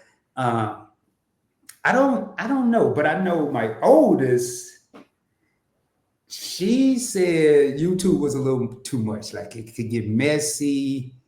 I can't remember if she mentioned at the time women flirting. I think she did, and we had a pretty good show. I really enjoyed it, but she just said it was too much. But um, she like she asked me the other night, "Oh, you going live? So what you gonna be talking about?" And I told her, she's like, "Oh, okay. Well, I'll talk to you later then." That let me know she ain't gonna be there. Oh, okay. She said, "Oh, that sounds pretty interesting. I'm gonna have to tell my man about that." And then she may say something, she may not. And if she says something, if she stops saying something, because every time she do, I call her out. "Oh, my baby's in here." And she said, She don't want that. "Yeah, yeah, she's Okay. grown now." So you got grandbabies. What they think about you being on YouTube? The oldest one, I'm still kind of building a relationship with him because I was in Cali, they were in Arkansas. Okay. The youngest two too young. Okay. I maybe Orion, which is the boy, he's the oldest. He may have something to say now, but my granddaughter is 3, and she reminded me so much of my mom because she just looked mean. What Even you at mean she look mean? Oh boy, even at I ain't gonna put it on the screen because her mama might kill me. But even at like 11 months, man, she got her own little attitude and her own personality already, and she's so cute though. And I felt bad because when I went out there, she was about a year, I think. I gravitated towards her because I always wanted a sister, never had a sister. Mm, Then I had 2 grandsons. I said, it's not meant to be. I have 2 daughters. And then when I had my granddaughter, when I went out there, I could tell my grandson felt some type of way because she was getting all the attention that I felt probably about that small. oh, yeah. So yeah, I have kids and wasn't married to the mothers. Then I was married and didn't have kids. I'm tell you, I don't know. I just be living. Sometimes the car go forward, sometimes it go backwards. So You have siblings? yeah, I have two brothers. My oldest brother was my half brother. He passed in a car accident Oh, sorry. several years ago. And I have a younger brother, 3 years younger. He's I think I put him in a post not long ago on TikTok or something, Instagram. Um, Very successful. He's like a COO of an automotive group in the Midwest, and he and I are pretty tight. And we were have the same mother and father. We were raised together, and cool dude. He's been on my channel. He's anti-social media, and I forgot he came on one time for something. And other time he came on and I called him out. I said, man, I know the only reason you're here, you want to test your light and your camera that you just bought. Ooh, no, you didn't. Yeah, I did. He admitted it though. He admitted it. So he and I are pretty. He's more, it's so funny because he's more serious like my mom, and I'm more fly by night, go with the flow, willy-nilly. I'm not gonna practice, like I don't script none of my videos, none of my lives. Well, my brother is gonna do like my mom, write out a speech, get in the mirror, rehearse it 35 times, and then go do it at the church or wherever. And my brother do the same thing if he's speaking in front of shareholders or something. Where not Rod, whatever comes. I might be talking about how to get some points one minute and how to make a cocktail the next. You never know what's going on with the Diddy trial. I mean, you never know. Right. And it's not good. I hate that, but that's just how we are. So Okay. All right. I had to make sure I asked that questions. I always ask about the families and stuff. yeah. Unless people ask me not to talk about it. No. I had an interesting upbringing. I had a father that went, man, another TV show. He went from being a lieutenant at a prison to being one of the biggest drug dealers in my town. What? How he go from there to there? Well, he got terminated, is how he put it. He didn't like to use the word fired. Okay. He and another guy. It was an inmate that threw some urine on him, and they beat him to a pulp, and they terminated him. And he went to court, sued him, won the case. My mom was all happy. Oh, you can go to work now. He said, man, you must be out your mind. I'll be dead in a week. They'll have me taken out in a week. So he never went back, and got in the streets. And then he went from being the biggest drug dealer to being the biggest drug user. So no. Okay. And that's a lot of my upbringing. My mom passed when I was 22, and my father was I think he was maybe starting to transition, but he was still a drug addict. So it was me and my brother and I against the world. Not trying to be like Tupac or anything, but it makes you work a little harder, make you move a little differently when you feel like, hey, I gotta either make this happen. There is no one to call. There is no one to say, can I borrow?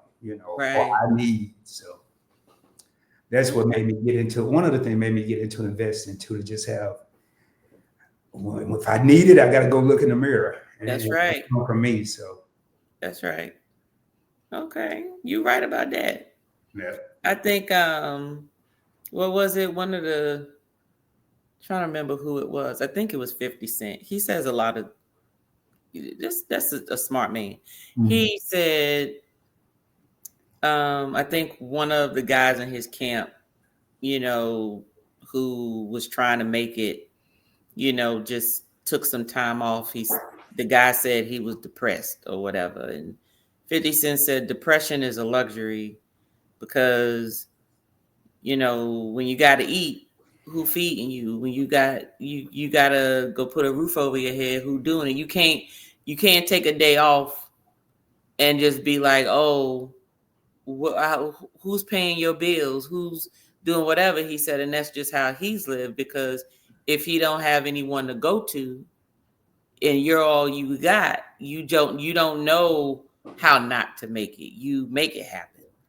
You know, there is no alternative. There is no plan B. You know, and I think, and I actually feel like in 2000, end of 23, 24, I somehow lost part of this, but I think that people don't dream big enough. Or like I've always been a dreamer. Um, People don't believe if you say, hey, you know, one day you could have $100,000 in your account. Matter of fact, I was that person. I couldn't even get to 2,000. Let's know 100,000. I'd find a way to spend it. But you'd be surprised if you set a goal and really stick to it and make it fun. Don't make it a job. You know, a lot of people, oh man, I got to take my $5 and invest it because I told my wife I was going to do that. No, how about I'm going to invest my $5 and I know and one day that five going to be 10, I'm going to pull it out and then I can go buy double what I was going to buy. You know, things like that. And that's one of the things I try to do is just take every opportunity as a learning opportunity or as a way to say, hey, I'm going to dream big. Like I did a series on my investing channel that I was going to buy my next car with investments. Everybody thought I was crazy. I said, man, yeah, okay. I said, I'm going to buy with stocks and crypto. And I tell y'all the whole story. I said, yep. And I did my first one. I think I did a second one. Next thing I know, I'm at the dealership looking like a B-boy or something. I had on sweats, a hoodie, sneakers, just chilling. And I said, hey man, I want to check out this car. I don't need nobody telling me about it. I just want to get it and drive. I said, Rob, we know you because I used to work there. Hey, slap some plates on it. Just take it however long you need to. No. So I took it for about 30 minutes. Anyway, 5 days later, I went to my bank. Well, went to my brokerage, had them transfer the money, went to my bank, pulled out the money after negotiating and getting it where I wanted it in price. And all the money and this hopefully will motivate someone, the money that I used to buy that car was revenue that I made from YouTube that I invested in the stock market and crypto, flipped it like pancakes at IHOP and went up there and spent it on a car, cash money. Only thing I have to worry about is insurance. I don't pay a car note. All right. That's what I'm talking about. And I manifested. I said I was going to do it. Now, did I think I was going to do it when I put it out to the world? Yeah, probably in like 2032 or something. I thought it was going to take me a long time. Take you a little longer, right? But things happen, and you just have to believe, man. A wise man once told me, it was a guy I worked for, if you believe, you can achieve it. I don't think he made it up, but he was the one that told me, so I give him credit. Okay. That's what I'm talking about. We watched that video too. Yeah. It was fun though. The whole process, just going in there, and they knew I knew the game of negotiating, so I didn't really have to negotiate. They was like, "Hey man, we're not charging for this. We're not charging for that. We're not charging for this." I said, "Here's what," and because I know the business, I was like, "Hey man, I want this coverage. I'm not paying for this here. I want my keys covered, my wheels covered. Just text me the out the door price." He texts me, so I'll be up there in 3 hours. No, I'll be up there before 6. You get up, so I'll be up there before 6. And it felt good because Rod has gone from going to a dealership hoping he'd get approved, right, hoping he can get a car, to sitting back Big Willie style via text saying, "Yeah, I don't know what time. I'll be up there before 6, man. Yeah, I got the check in my pocket, man. I'm coming in. Just go and clean it up, put my tags on it. I want to go and finance. I don't want to be in there no more than 15 minutes. I told you what I wanted. Let me sign.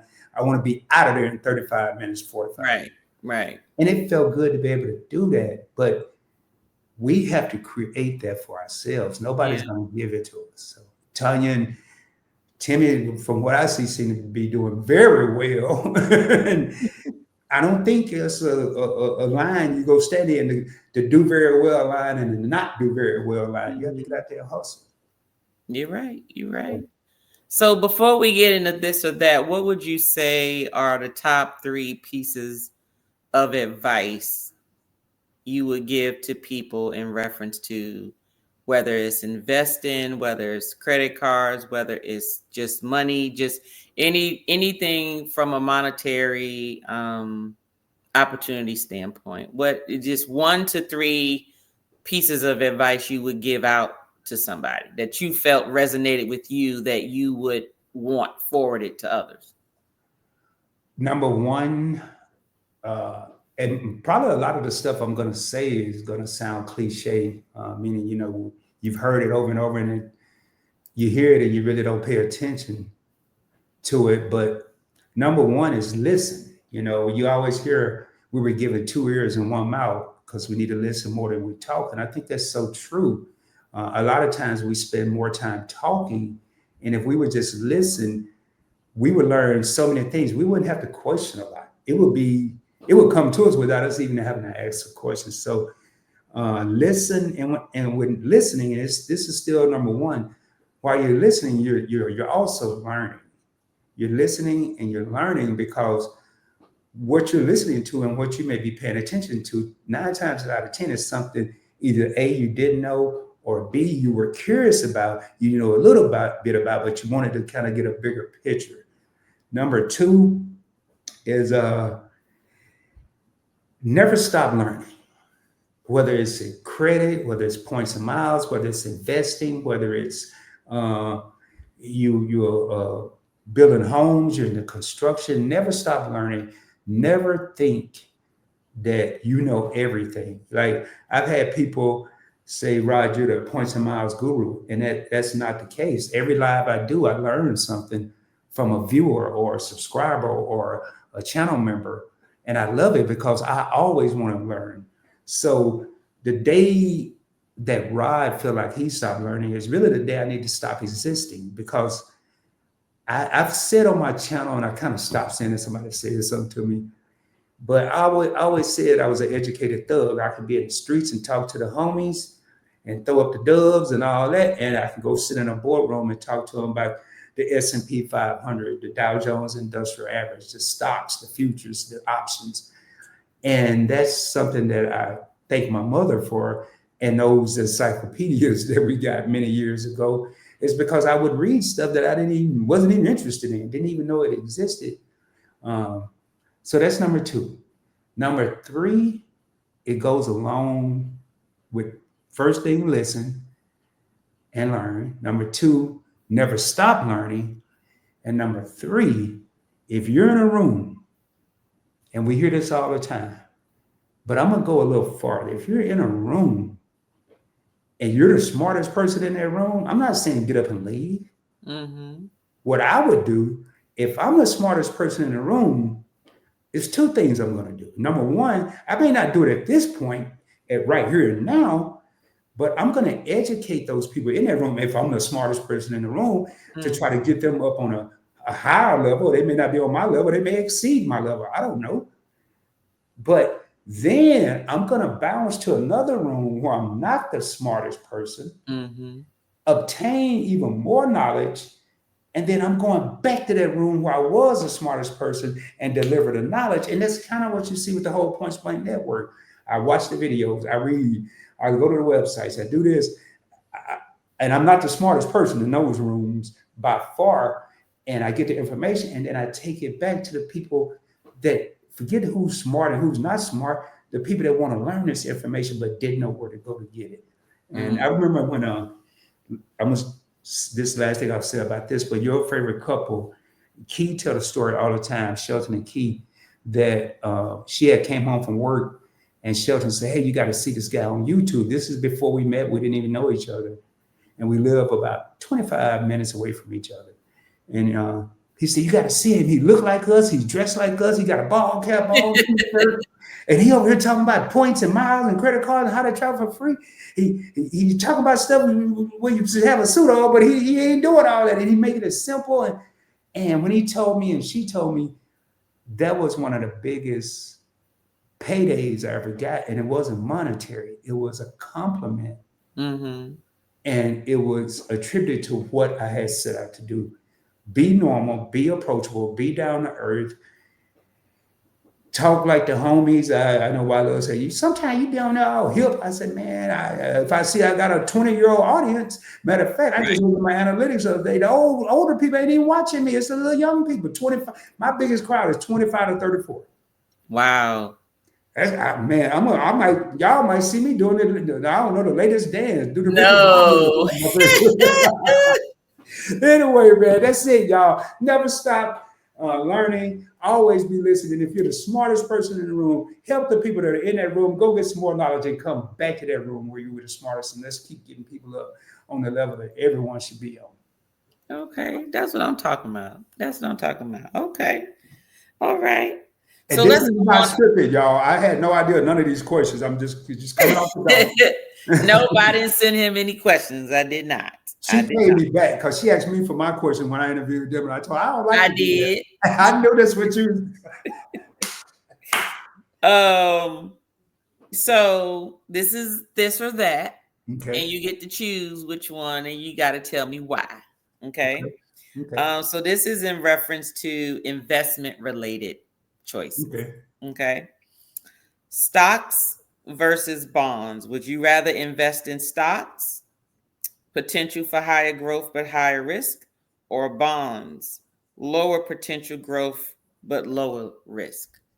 Stocks. Why?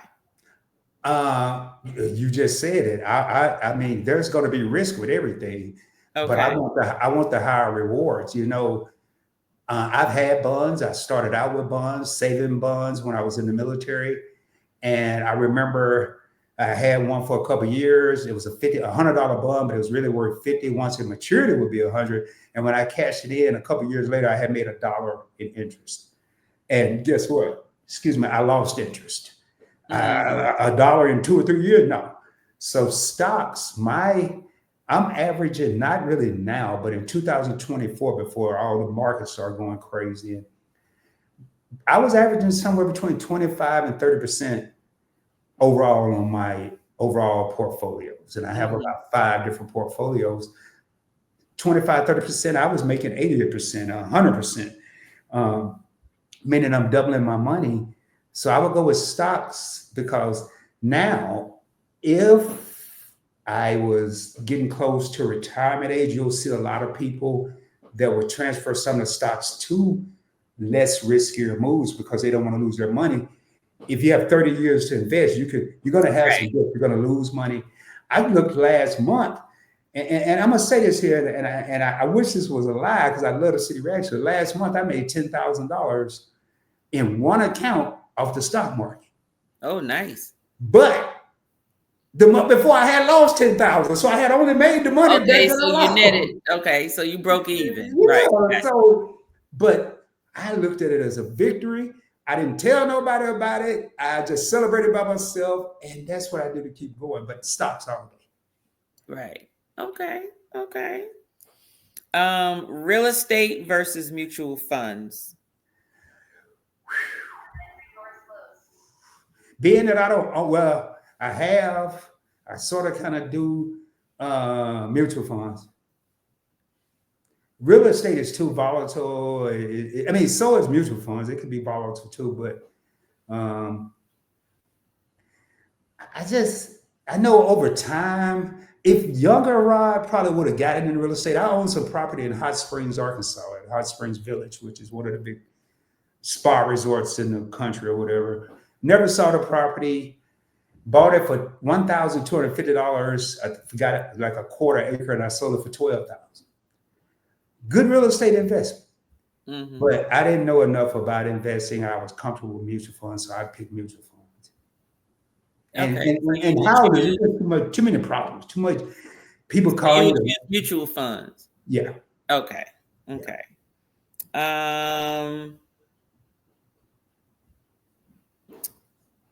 High yield savings account versus certificate or CD. High yield savings account.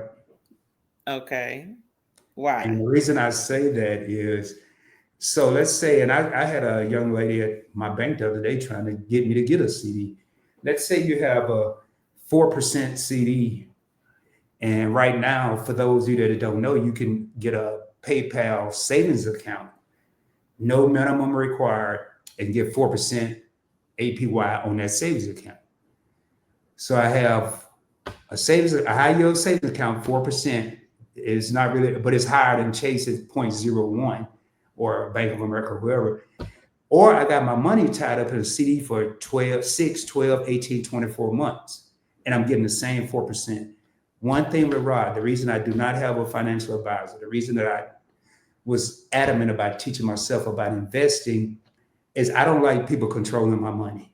If I need my money, I want my money. I don't even like waiting the 3 to 5 days they be talking about. So I don't I know that's I don't right. need my money locked up for 6 months, 12 months, 18 months.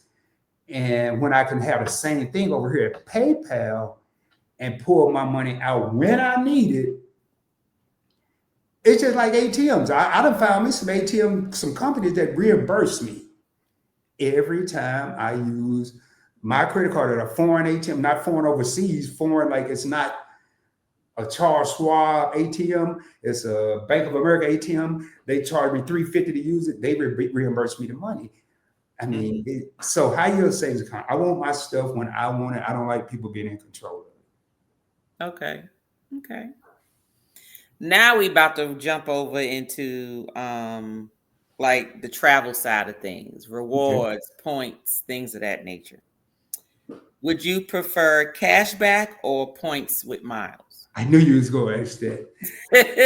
Ooh, depending on what I'm doing, when I first started points money travel, and I'll keep going back and forth, not with the answer, but with my strategy, it would be points and miles. I didn't even care about cash back. All I wanted was points and miles. Well, I played that game. I did that. I flew first class, stayed in some of the finest hotels in the country, fly out on a whim. I decided I want to go to New York on Monday. It's Sunday. I'm flying. I'm at the airport Monday, flying to New York. Don't even know where I'm going to stay. I get to the Marriott, the Renaissance. It was all lovely. But now I'm more into cash back because relaunching my investment channel, I could do it with some of my points and miles, like American Express. I can redeem that for cash. My Chase, I can redeem it for cash. But I'm running a cash back setup now because if I'm earning 5% at the grocery store with my Discover card, I'm going to take that 5% that I earn, split it, put some into Bitcoin and some into a stock or a ETF, which is like a mutual fund. If I'm getting 25 to 30% on that money, I ain't getting no percent on those points and miles. They just sitting there till I'm ready to travel. However, I can take my cash back 5% on stuff I'm buying anyway, groceries, gas, eating out. Take that, invest it in solid companies that I know. I ain't trying to hit no home run. I just want to get on base. So I'm going to invest in a Visa, a Costco, a Kroger, a Coca-Cola, Walmart, something that I know is not going anywhere. And I'm going to make 10, 15, 20, 25% on that money. Hell, I can go buy me a plane ticket and do everything else the same, if not more than I would have did with the point. So right now, cash back. Okay. And it'll probably change. But I'm going to tell y'all something. I've hinted around to it on Points Money Travel, but I've said full-fledged here, just because I like telling you a little what she's doing over here. If you look at points and miles, how much it costs to take a flight, let's say it, I'm going to use round numbers. If you fly from Dallas to LA and the ticket's $400 round trip, it'll probably be about 40,000 points, American Express, Chase, whatever. All right, $400. Now, to get 40,000 points or miles with American Airlines, if I can only get 2 points per mile at grocery stores, gas stations, restaurants, 1 mile everywhere else, I gotta spend, we'll say $10,000 to $20,000 in cash just to get 40,000 points. Right. Because I'm getting 2 points for every dollar, or 1 point for every dollar. Then when I fly, it might go up 5, 10 points, but it's still gonna take me some thousands to get a $400 ticket. When I could have just do what I'm doing now. Everywhere I walk into, unless it's like a mall or a jewelry store, I'm getting 5% cash back. Gas, groceries, restaurants, transportation, Ubers, all that. And I'm watching my money do more. So Okay. cash back right now. Okay. Look, y'all, he dropping boulders for y'all. And y'all, I've hidden around to that on my channel, but I just wanted to put that out there on this one. And I'll probably put it out on mine as well. Okay. Got another one for you. Mm-hmm. Travel credits or airport lounge access? Travel credits. Yeah, so statement credits to offset travel expenses like flights or hotels. Or hotels. Yeah, or do you want airport lounge access? I'd rather have a hotel. Okay. Reason being, I've been into I haven't been in United or the Capital One, but I've been into the American Express Lounge, Delta, American, and they're cool. But when I was drinking, what I was drinking wasn't free. It was Right. You end up paying anyway, yeah, it right? was premium. Yeah, so I ended up paying for that. Now the food was free, but everything I was getting little finger food like crackers and cheese and salami and pepperoni or whatever it was. I wasn't paying $18 for it out in the real world, out in the real airport, Right. but that only lasted when I made it on time because I was always on CPT for say an Not hour. CPT. Yeah, it'll last for an hour and then it was over. So Right. if I get the travel credit for a hotel, I'm gonna have a hotel room for 24 hours. I make about 21 now because they're cheating us. I might not be in there, but I get to use it longer. I take the travel credit for the hotel all day, every day. Okay. Okay. Let me see. Not that one. Hold on. Okay. Low or no annual fee or high annual fee with perks? Boy, I'm gonna say not necessarily a high annual fee with perks because typically my American Express Platinum, it's got a high annual fee. It's got some perks. I don't use a lot of them. I use my Uber credit, but I'll be forgetting about the Saks credit. See, that's me too, though. Like I actually said, you know what I need to do? I said I need to pull out and actually go through all of my perks because I got companion tickets. I mean, I didn't even use most of it. And I got like 3 platinum. One reserve, the purple one The that Delta Delta was Reserve. giving away, and now I know why, because they was about to make some changes to those perks any got daggone way. Now you're paying them more for it. And I'm like, should I downgrade that purple card back to the platinum card? I was asking, Sledge was talking about this in one of his things. What did he say? Should I downgrade? And it was he kept going back and forth. I now need to go back to see what his final answer was because he didn't give a final answer to the end of the video and I had to go. So I need to find out, but I'm just like, I'd rather pay the fee from my platinum one, and it's the business platinum one. Mm-hmm.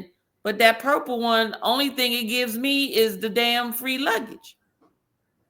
Like that I feel is what I'm benefiting from is just the luggage piece. Well, I'll say, really, with any of these, and I'm not really, when I got into this, I wasn't really a traveler, which was a mistake. Mm-hmm. If you're a traveler and like y'all, you intend to be rolling, I'm not going to say get rid of the purple card. Like, Rod would downgrade from the purple to the platinum because I don't travel like y'all do. But if all you're getting is free bags, and I'm assuming, I could be wrong, you got a bag and Timmy got a bag, or you just... Oh, it's like, well, believe it or not, he always got more bags than me. I got one bag check-in, and then I have my backpack on my back with my electronic equipment stuff, which also serves as a purse, so it's just my backpack. But he got 2 check-ins plus a backpack. And y'all pay separately or No, it's together. It's together. Okay, so that's 3 check bags. Yeah, 3 check bags. All right. So, boulder time, ladies and gentlemen. I don't drop gems and nuggets. The annual fee on that is probably what, between $450 and $550 on the purple. No, I think it's $695. Okay, oh God, it went up. All Yes, right. it went up, and then they lessened the damn. I look, if I buy an economy ticket and I'm holding a purple top card from Delta, I can't get in the lounge. Oh, well, you bought an economy ticket. It has to be a main cabin or higher. I said, ain't this a bit? Well, I'm gonna tell you how to get past that, but let me give you. I'm gonna tell. I'm about, boy, you about to get. Woo! I'm gonna tell you how to get past that. You can't get in the lounge, and you're trying to with your purple card, right? Right. All right. So keep that thought. Now, I forgot what I was just talking about. Anyway, I guess I'm gonna have to attack this. I forgot what I was about to say. I was so caught up in what you were saying. Now, with the purple, no, I know what it was. As much as y'all travel, y'all got 3 bags. And typically, we're going to just use round number $30 a piece, 30, 60, 90. One way. Mm-hmm. So round trip, that's $180. Yep. $180, let's say we're going to take it up to 2, make that 200, just to keep it even numbers, y'all. Mm-hmm. Tanya, it's nothing for Tanya and Timmy to travel 5 times in a year. Yeah. 200 times 5 right there is $1,000 in checked baggage. They're paying $695 for the card, so their effective annual fee is not effective as what you're really paying after the perks and stuff. It's actually minus what, 305, because Right. they paying $695, but they get $1,000 just from the check bags alone. Uh-huh. That's what I would look at. Now, if Okay. I wasn't traveling as much, then yeah, I would get the platinum card. Now, Yeah. you're flying Delta. You got this purple card. I don't know about how American Express work. You may have tried this. If you do, cut me short. We don't even have to talk about it. You got your purple card. You're trying to get into the lounge. They won't let you get into the lounge. You're flying Delta, right? Mm-hmm. They won't let you get into the lounge. How did you? No, it shouldn't matter how you booked it. You should be able to go up to the Delta Sky Club with your platinum card. Now I can, yes, no. I can now, no. They said it don't matter what card you got. Okay, that's why I Right. said It don't matter the Delta Sky Lounge. It doesn't matter what card you have. You aren't getting in if you got an economy ticket. Period. That, and let me tell you, and they changed this in 2023, I believe, because this is when I knew something was up. So I had just upgraded my last gold card to the platinum card, right? This was like towards the end in like August, September of 2022. And so all of a sudden in November, I get an offer to upgrade that to the reserve, the purple one. I'm like, wait a minute. This kind of quick, because it took a minute for me to get the invite from a platinum one. So I'm like, I thought it was hard to get the purple one, right? Mm-hmm. And so it wasn't until after I did that all of a sudden, when I start reading up on some stuff and whatever, here come the new year, and they're like, oh, changes to the American Express Delta card, right? And the purple card they was talking about that, and they said, well, for y'all trying to get in the lounge, you have to get a main ticket or higher in order to get in there. It doesn't matter whether you got the purple card or not. You can't get in there. If you got platinum economy ticket, you're not getting in there. It has to be a main cabin or higher on Delta. I said, now ain't this a blip? That's what it is, because I always fly main cabin. It was something about economy that was in the verbiage, regardless whether it was American or Delta, that I didn't feel safe because stuff could happen. So I think I always get at least the main. I got away from that first class. It was cool at first, but I was sucking all my points up for no reason. Right. Well, we going into the Centurion Lounge now. We just go there because they don't care what ticket you got. They just want to know you got that card. Right. That's all that matters. And all you need is the business platinum card, not the Delta platinum card, because that's an American Express lounge. So it's all about the American Express card that you have. I So, think they changed it. Well, with the reserve, you can get into the Centurion as well. oh yes, you can. Yes, Mhm. yes. But But not you the, do need if you with the purple card, yes. Now, if you get the platinum card, it has to be the American Express Platinum, mhm. not the Delta Platinum. Platinum, right? Right. And American Exactly. Express Gold won't work either. I saw a guy Hmm. now, and I will tell you, out of all those lounges, I like the Delta Sky Club the best. Why? Second, Centurion. I just it's the space is not as crowded. Uh, I've never been in the crowded Centurion Lounge. I went to the one in San Francisco. Believe it or not, I've never been to the Centurion Lounge in Dallas. As much as I've flown out of that, because I fly American, Oh, okay. and the lounge is in a Delta area of the airport. Hmm. Even when I flew Delta, they had me in the international section at Terminal E, and the thing was in Terminal D. So I was like, well, maybe one day. But yeah, I don't know. In your case, that purple card might not be, but do you get free bags with the platinum card? I do get a certain number of free bags. And with the purple, it's But with unlimited. the purple, it don't matter. I would Purple see don't matter. how many And whoever flies with me get. gets free bags as well. With the platinum card, it's just me.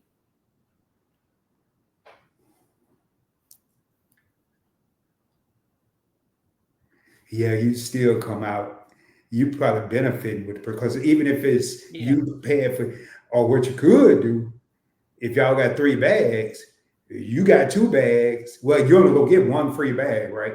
I mean, I can always just check them all in under me. But I mean, well, and it don't with the purple card, it don't matter.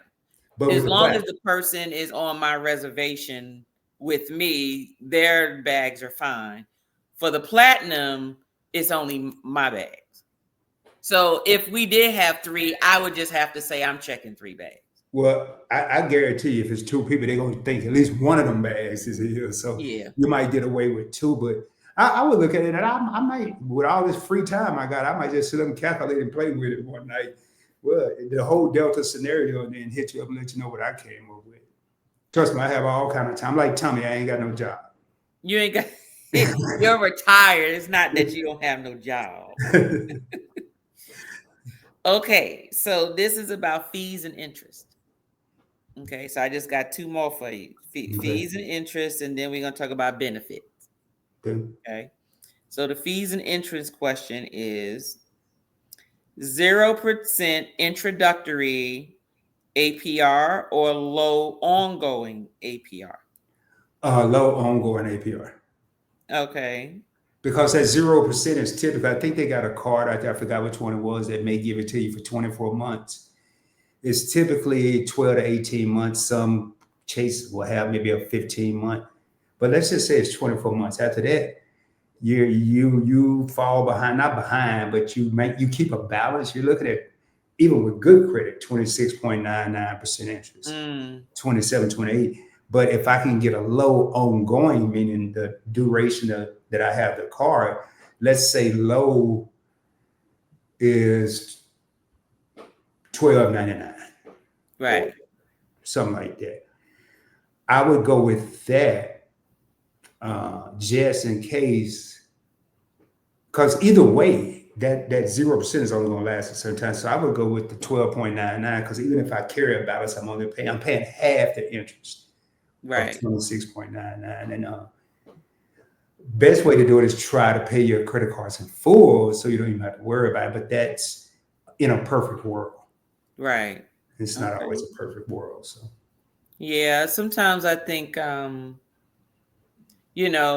when I think of the like using a car for points and stuff like that, I think of using it for like stuff that you would normally pay cash for anyway. Right. So like, and things that you have to pay anyway, like your bills. But the problem is a lot of times there are some bills that they only want it to come from your bank account. You can't pay for it with a credit card or nothing like that. So, most people, if they pay in their mortgage, most of the time you're not paying with a credit card. You pay your mortgage with your bank account. Because if that's the case, then people would rack up some points on their mortgage. If you get a card that say, hey, you spend this amount of money, you get this number of points and blah, blah, blah. Well, if you cranking out anywhere from 1,000 to 2,000 a month plus your living expenses, you can easily like $4,000-$5,000 a month. You can rake up some points now, and then you end up doing whatever because you're gonna be paying that anyway, right? So Right.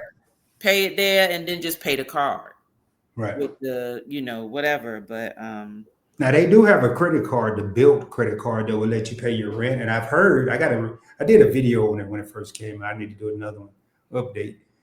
I heard they let you pay your mortgage now with that card. It may be a limit, it may be a cutoff, it may not even be true. But stay tuned for that because I'll probably do an updated video on that. But I know you can pay your rent. I never messed with it. I was afraid of it because I was like, what if, because the way they do it, they will mail the renter or the mortgage company a check on your behalf. Well, what if that check, no. Yeah, what if that's how they used to do it? It could have changed. What if it gets lost in the mail? What if it's late? Now I got a fee. But I haven't heard anyone else complaining about it. I don't know. I can't remember if Sledge got it or not. I think Chad's Money Minutes have it, but at the end of the day, most people won't let you pay a loan with a loan. Meaning, if you're paying with a credit card, that's money you're borrowing, and then you're paying your mortgage, which is money you borrow. Well, what business it is of theirs? As long as they get their money, who cares? Yeah, and then also like some big, like you can't buy. It's not that you can't buy a car with a credit card. A lot of dealerships won't do it because of the transaction fees. They have to pay, could be 1.25, 2.5, whatever, of the price of what they're selling. So if they sell a $35,000 car and make a $2,000 profit, they just sucked up all the profit with the Visa charge because they let somebody buy the whole car with a credit card. That's why they won't do that. So. Okay. And one last this or that question. Mm-hmm. Well, darn it, you answered this one earlier. Hold on a second. Okay, I'll choose a different one. Purchase protection or extended warranty. So purchase protection is protection against damage or theft for a limited time after purchasing an item, or an extended warranty, which extends the manufacturer's warranty on eligible purchases. I would do the extended warranty. Okay.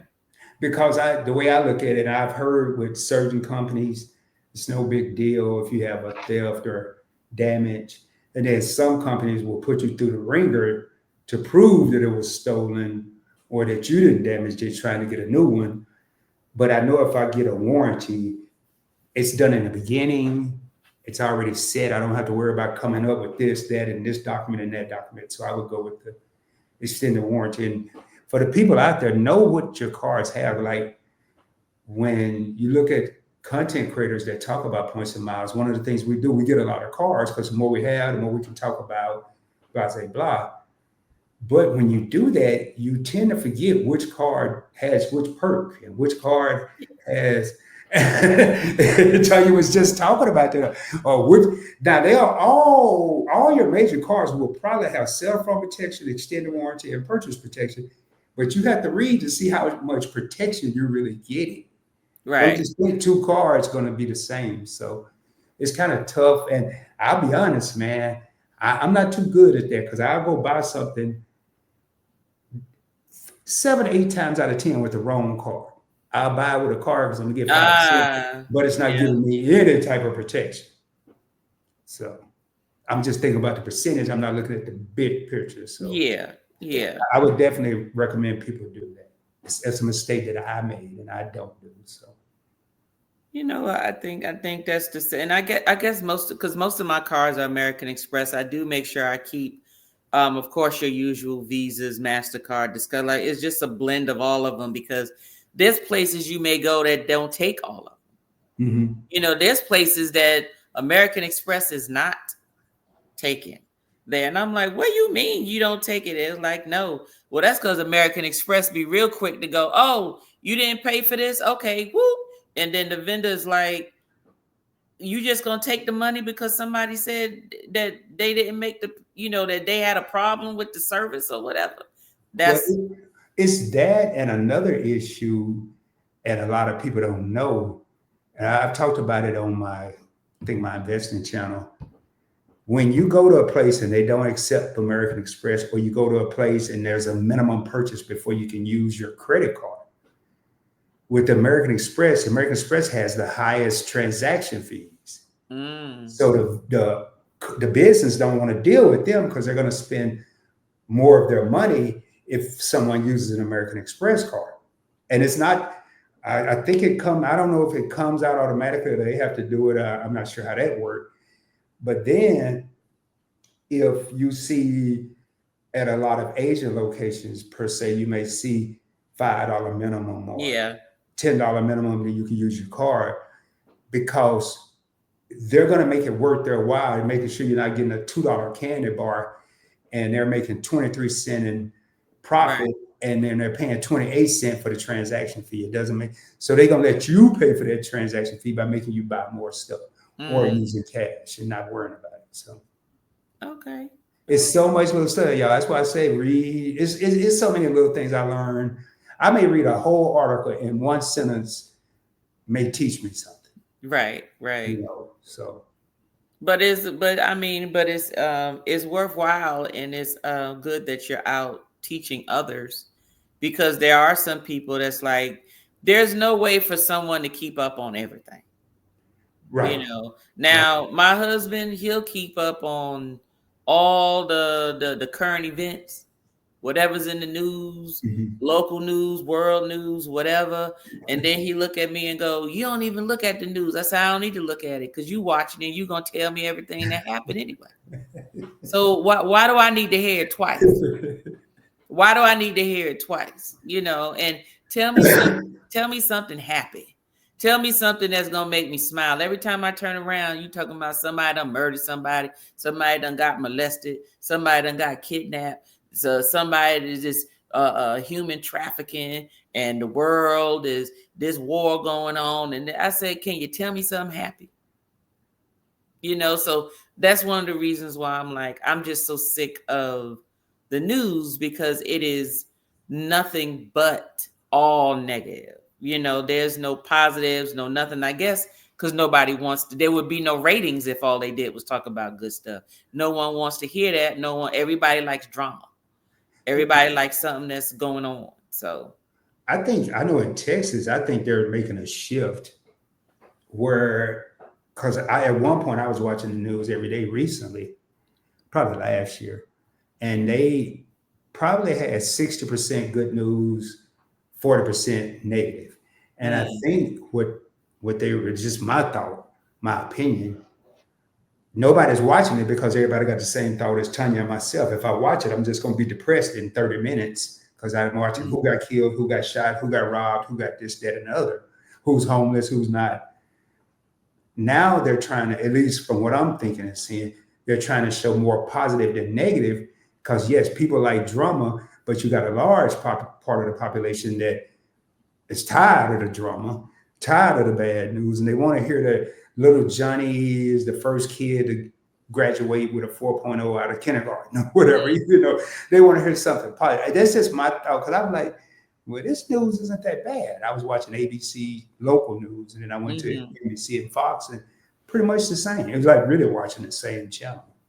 Yeah, and you probably get more of a balance on the TV. But see, he'll watch it on the TV, but he also gets it on his phone, like his feed. And I told him, I said, you do know that your algorithm is going to give you what you spend more time looking at or reading. He doesn't agree with that. He thinks that doesn't exist. And I said, the reason, I said, that's probably why every time you turn around, that's all you got is negative and bad stuff, because that's what you're paying attention to. I said, now I bet you if you start looking at more positive, news and articles and stuff like that, you'll probably start seeing more of the positives and so forth. It doesn't mean the bad stuff isn't happening. It just means that that is what's actually going to come to your feed first, you know. So he It's doesn't crazy believe. you said that, Tanya, because I saw on my phone a video about and that was a short about a miniature schnauzer. And I just wanted, I've always seen them grown, but I've never seen them as a puppy. And I just wanted to see what a puppy looked like. Mm-hmm. Click that little 50-second short. And now every other video in my YouTube feed is about a miniature schnauzer. I'm like, yo, only reason I even clicked it because y'all put it up there the first time. And then I got curious because I was thinking about getting a Shih Tzu or a dog or something. And now, I mean, it's these 3 bulldogs. I'll sit up, they'll be live. This woman will have 600 people in the live. And we just watching the bulldogs do what they do. And she'll talk a little bit. It is. Yeah. And I use that to relax. I haven't done. Matter of fact, I might do that tonight. Oh. But Tubi got me, man. I've been Tubified. Boy, I love Tubi. I don't know. Tubi. I'll be here, and Tubi got some movies and shows on there that I'm like, this must be where all the old how HBO cable used to be. They got some shows up on Tubi. Oh, it's better than that. I used to watch HBO and Showtime and Cinemax and all that. No. Boy, this here is, I mean, it is so many of them. It's just beauty. That's why I be up all night every night. I didn't go to bed this morning, Tanya, till I think it was about 7-ish, 8-ish. In the morning? Yeah, I was up all night. And it was crazy because David from All About the Jacksons just posted on Instagram when he was acting. Mm-hmm. And how about one of the dudes at the very beginning that he was in a movie is one of my favorite actors on Tubi. But I didn't know he had worked with him. Man, and I realized the dumber the title, the better the movie. Like I watched Hood Millionaire the other night. So you watching one of rated B movies is what I call it. I'm watching the movies that's real, the R movies but it don't stand for what they stand. It's real. Like I done got away from the thrillers because I don't want to be having no bad dreams. But my Lord, drama, I like thrillers though. Boy, I mean, they come on the first scene. Don't have no kids in there. I don't see stuff. The first, soon as they finish the credits, the first scene. First scene you see is just all of the Buck wild. See what I mean? They have no censorship when it comes to TV now. Like TV before, it had to be like after 10 o'clock, 11 o'clock. Oh no, you see all kinds of stuff all times of the day. I was like, how is it that the best channel I found on streaming, because I'm new to streaming, I didn't do it. How is it that the best one is free? I mean, Tubi is free. Because it's rated B movie. None of my friends like it. Don't nobody like it. I try to tell people about a movie, I can tell they ain't really interested. And then I get all pissed off because they don't get as hyped as I was watching it. But I love it. I mean, I've always been more of a realistic. I've never been an unbelievable movie guy like iRobots, which may happen, or Star Wars, Gremlins. No. Show me Tyrone and Raymond running together and hanging out at the club shooting dice. I'm all for it. That's my type of movie. I think a lot of those sci-fi movies, a lot of those were just technology and things that they was already having in the works. And I think that a lot of that stuff is available now. I don't think it wasn't available then. It just wasn't, they was evolving, you know. I think it was just sort of teasing us to sort of get people's reaction to it, to see how people would receive it. And so everything we used to look at back then is here today. You know, next thing you know, you gonna be, you know, you go to the store, you go outside, you think you're talking to a human, it's a robot. Have you seen those cars that drive themselves? They have them in Atlanta. Yeah. Man, I saw one. They got them cars. Yeah, but see, those cars, like the cars like that, because you know the Tesla will do it too. But the problem is, it works off of certain signals and things, and so unless you have all of these resources available in order for the cars to really function that way, they're not going to be able to function that way. And you can't keep, you can't say, okay, everybody get an electric car, but then you're not going to have a bunch of places for us to charge our cars while we're traveling. It just defeats the purpose, right? Right. So until they have all of the electrical chargers in different places, and that's one thing I would tell my husband. I said, I think we should invest in some damn electric chargers. I already did it. What you said? You said you already did. So is it are you owning it or you just investing in it? No, I'm investing in it. But you talking about owning it, right? I'm talking about putting some charging stations in places that don't exist for people to use. Because I heard when you go to those charging stations, like the bigger companies have, is hit or miss. They may work, they may not. Like certain ones, not all the whole day. But I know on the West Coast, I don't see them a lot where I live in the Dallas-Fort Worth area. But when you go into Dallas, you see them. But not as much as the West Coast. I counted, we were at a red light, and I counted 8 Teslas go by while we were sitting at a red light in Arizona. Yeah, but they're not gonna be selling any more gas cars after 2027, I think. They aren't selling any more gas cars.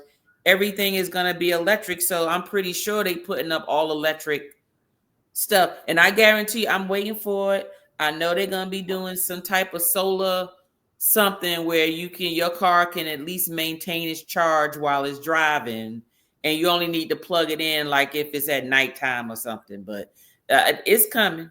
When I knew it was real, and I get off this topic, is I was watching some YouTube videos of the Rolls Royce Ghost and the Bentley Flying Spur, 2 of the most expensive popular cars out there. And right now, they have a hybrid electric and gas in both of them, the Bentley cars and the Rolls Royces. And I forgot, I want to say 26 or 27, they said those cars will be all electric. Yeah. And my biggest fear is I plug up these 2 lights, my electric bill off the chain. So if I'm plugging up a whole damn car, well, I thought our electric bill was gonna go up high too, because for the Lyric, we have a charger installed in the garage, and so I'm like, man, we about to charge the goddamn car. I'm like, how high is the bill gonna go? So we've had the vehicle now for about a year and a half now, and I can tell you, maybe it went up $60. Not bad at all. You're gonna pay way more than that in gas. Well, yes, exactly. And let me tell you, I mean, our whole house is electric. We don't have gas on this street. There's no gas on this street. It's all electric. So all the homes on this street is all electric. And so, believe it or not, the electric bill for this size house, and you're talking about, what is it, 17, like 6,000 square feet.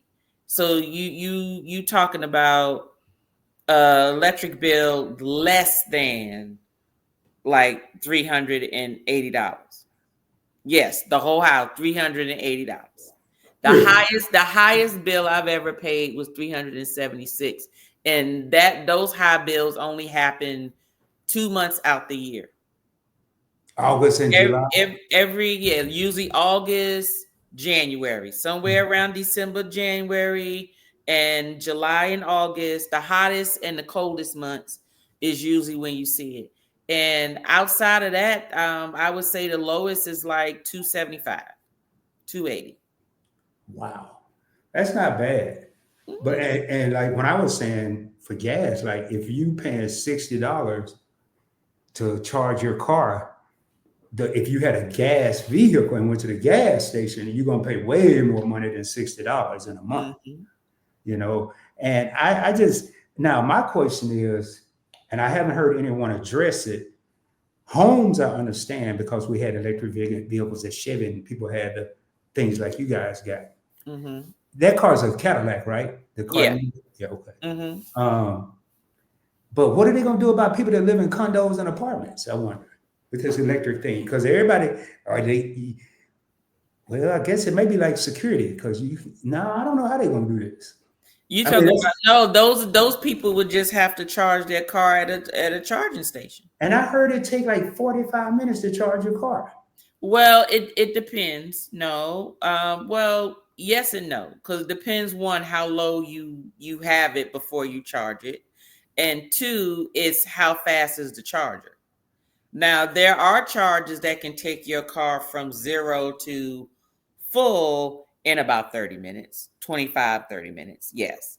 That's the super fast chargers.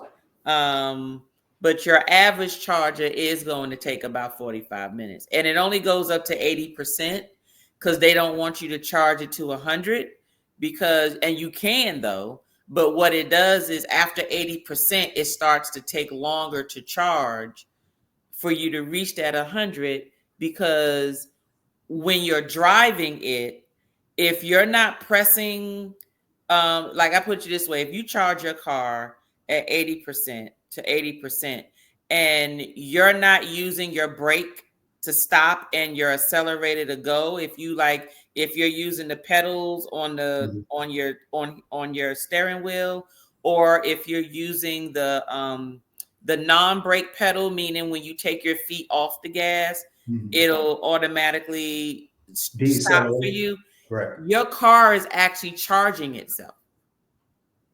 It's saving energy. So the only time you lose electric charge is when you accelerate.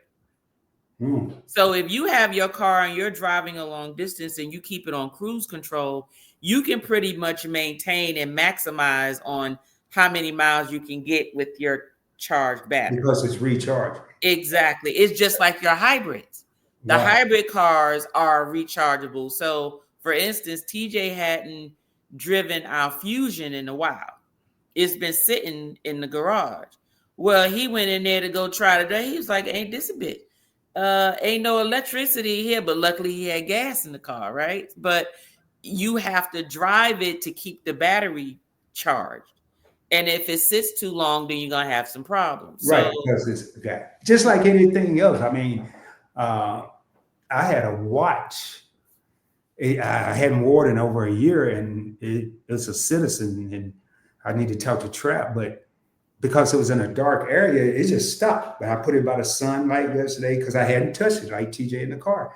And next thing I know, it started back moving. I was like, so I can relate to that. But I'm glad I'm having this conversation. I'll probably reach out to y'all 2 years, 3 years from now when this happened, because I was afraid, and anything that's new, and it's exactly what I preach to people not to do, I'm doing it with an electric car because it's new to me. I don't know anything about it. Naive to it. I don't like to say ignorant to it. I'm naive to it. And it's going, I don't think most of America is ready for it. But just like anything else, I guess they'll make it work. It's not. It's not. I would not recommend anyone to get a total, like if you have one car, I would not recommend today, if you're on the East Coast side of the United States, to have just your electric vehicle unless the only thing you're doing is driving locally. If you plan on using that car to go on a road trip, to go to another state, to go visit or go do something, unless it's less than 3 hours or whatever, I wouldn't recommend it. But even if it is 3 hours, can you charge it where you're going? Because I mean, Georgia is right next to Tennessee, right? But we couldn't take the electric car to Tennessee because where we were going in Tennessee did not have a wealth of chargers. Now, if we were just going to Chattanooga or we was just going to Nashville, like the main cities, then yeah. But we were going to Shelbyville, like where the distilleries and stuff are. Ain't no charges out there. Ain't no charges near Uncle Nearest. Ain't no charges out there near the Jack Daniels distillery. That's in the country. Right. So you know, it's an hour and a half away from the nearest charger. Ooh. You see what I mean? And if you don't know what you're doing, so you can run out of charge before you even get to the charge. If you don't know what you're doing, like right now, what you could do is say, okay, well, if I'm driving from Georgia, I can get to Tennessee, one of the big cities, charge it full and make sure it's full, drive it into the little country town, making sure you stay within the realm and don't drive it too much, you know, or don't drive any more than 350 miles of it. And then you can make it back to the big city to charge it before you take the rest of your trip. You can do that. But see, it takes a lot of planning because there's not enough resources. Ain't nobody got time for that. That's what I was going to say. That take away from the fun of the trip or the fun of the vacation. Exactly. You're so worried about getting there and having a plan to do all this. By the time you get there, you wore out, and then somewhere along the line, you're going to think about, hey, we got to do the same thing going back, you know. Exactly. And it take you extra time to get where you're going because you got to take time to charge it. Most people say, well, you just charge it, and while it's charging, go in the restaurant and eat. So how you know wherever it is you need to stop to charge the car that they have these stores and these restaurants for you to go eat? Mm-hmm. You know, wow. But anyway, I done had you for 2.5 hours, Rod. I know it's been a long time since I did a live or a video this long. And I've been looking, and I was watching some of my older videos. I'm like, how did I sit up there and talk for 4 or 5 hours? But a lot of times it's been fun. Conversation, then you're gonna do it. Yeah, with good conversation and good company and, you know, meaningful conversation, it's easy to the time. So like, I don't feel like I've been on. I just looked at my phone and said, oh my goodness, is this time? I'm having fun. I'm enjoying myself. So I wasn't even paying attention to the time.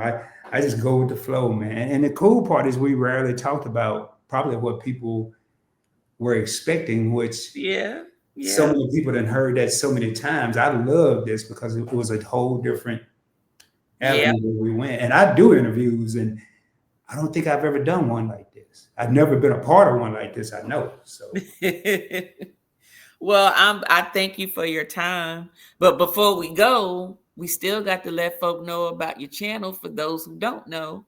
So I'm gonna pull up 3 of the channels that I remember. Yeah, let's just do 3. Yeah, let's just do 3. And then I'm gonna let you just talk a little bit about each of them. So let me go ahead and let's go to your first one. Hold on a second. And I'm gonna make it brief. I'm not gonna give you no full. Okay. We're gonna start off with Point Blank's Travel. Okay, so I'm gonna go through here and you can talk about this channel. All right. So Point Blank Travel was the first channel I created.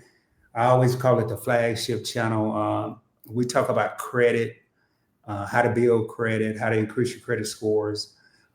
We talk about credit cards, the right credit cards to get, whether you're a beginner or a seasoned veteran. And some cards that you get as a beginner will still work as a seasoned veteran. And we basically teach you how to travel using points, miles, or cash back for little or no money out of your pocket. I don't like to say for free, because there may be times where you don't have enough points and you may have to mix it with cash. So that's Point Blank Travel in a nutshell. It's just, and if you have questions about credit, you always wanted to know, you can easily come to a live stream. I don't care what I'm talking about as a topic. We can talk about anything. And I can guarantee you what's being put out on this channel. I personally know people that charge for a month, $1,200 to $1,500 per month to put this info out. So that's what we do on PBT. All right. Hold on one second. Let me take you all to Point Blank Experience. There you go. All right, this was my 3rd channel that I created, and this channel was the easiest one to create. Basically, I had the credit card channel, and I had the stock channel. And I found out that my credit people didn't care about stocks. They just wanted to know how to travel for free. So I tested the waters and I put some investing videos on Points Blank Travel. It didn't work. So then I created the investing channel. I know we're talking about Points Blank Experience. So during that time, it was football season. I wanted to talk about football. Well, nobody's coming to a stock channel to talk about football. Nobody's coming to a travel channel to talk about football. You may look up and get into it after you talked about the niche. So I created the Points Blank Experience because I wanted a channel where I could talk about whatever the heck I wanted to talk about. If I want to talk about football, hockey, shooting marbles, playing double dutch when you was young, I can talk about it on this channel. So it's really a catch-all channel. Then I was doing a lot of interviews where I was being interviewed by a lot of people. Elevate with Vern, Angie Pooh 215 channel were the first two interviews. Brown Girl Bella interviewed me. And it was several different people. House of X interviewed me. I said, man, I really like that. That seems like it's fun if you're on the other side of it doing the interview. I'm gonna try it. And so we threw that in the mix. And then now when I see topics like I just did one other night about tips, are tips now expected? It's basically just whatever I want to talk about. I may do a trending topic. I'm not a TMZ or one of those social channels where I'm keeping up with everything. But if I see something and I think it's interesting, and what I usually do is give my take on it and get everybody to take this in the live. So that's Points Blank Experience. All right. Now let's go to investing with Rod.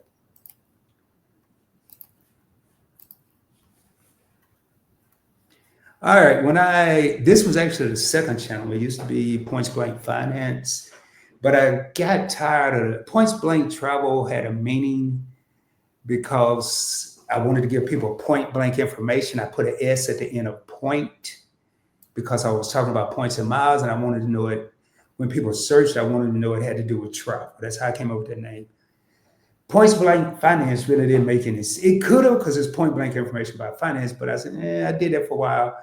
Left the channel alone, then I came back with Investing with Rod. And the whole thing behind this, if you do, it hasn't happened yet, you won't see me invest $200, $100, $500 on this channel. This channel is about showing people how to invest on a budget. And when I say that, I remember the days, even the credit channel was created by mistakes I've made and things that I've experienced.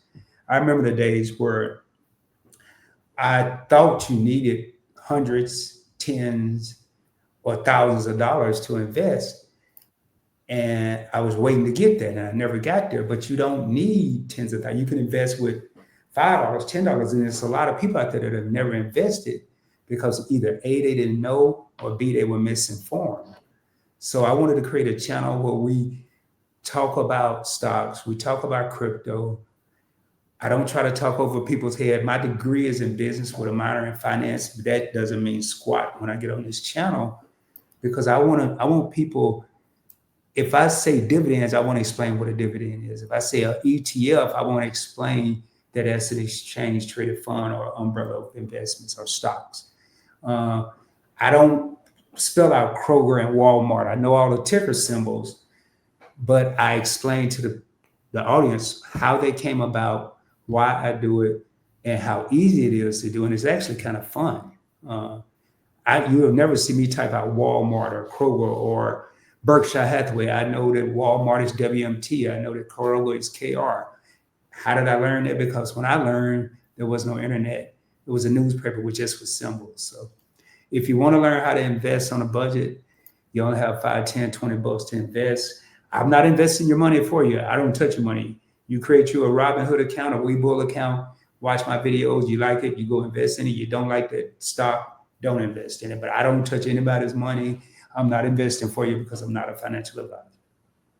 Okay. All right.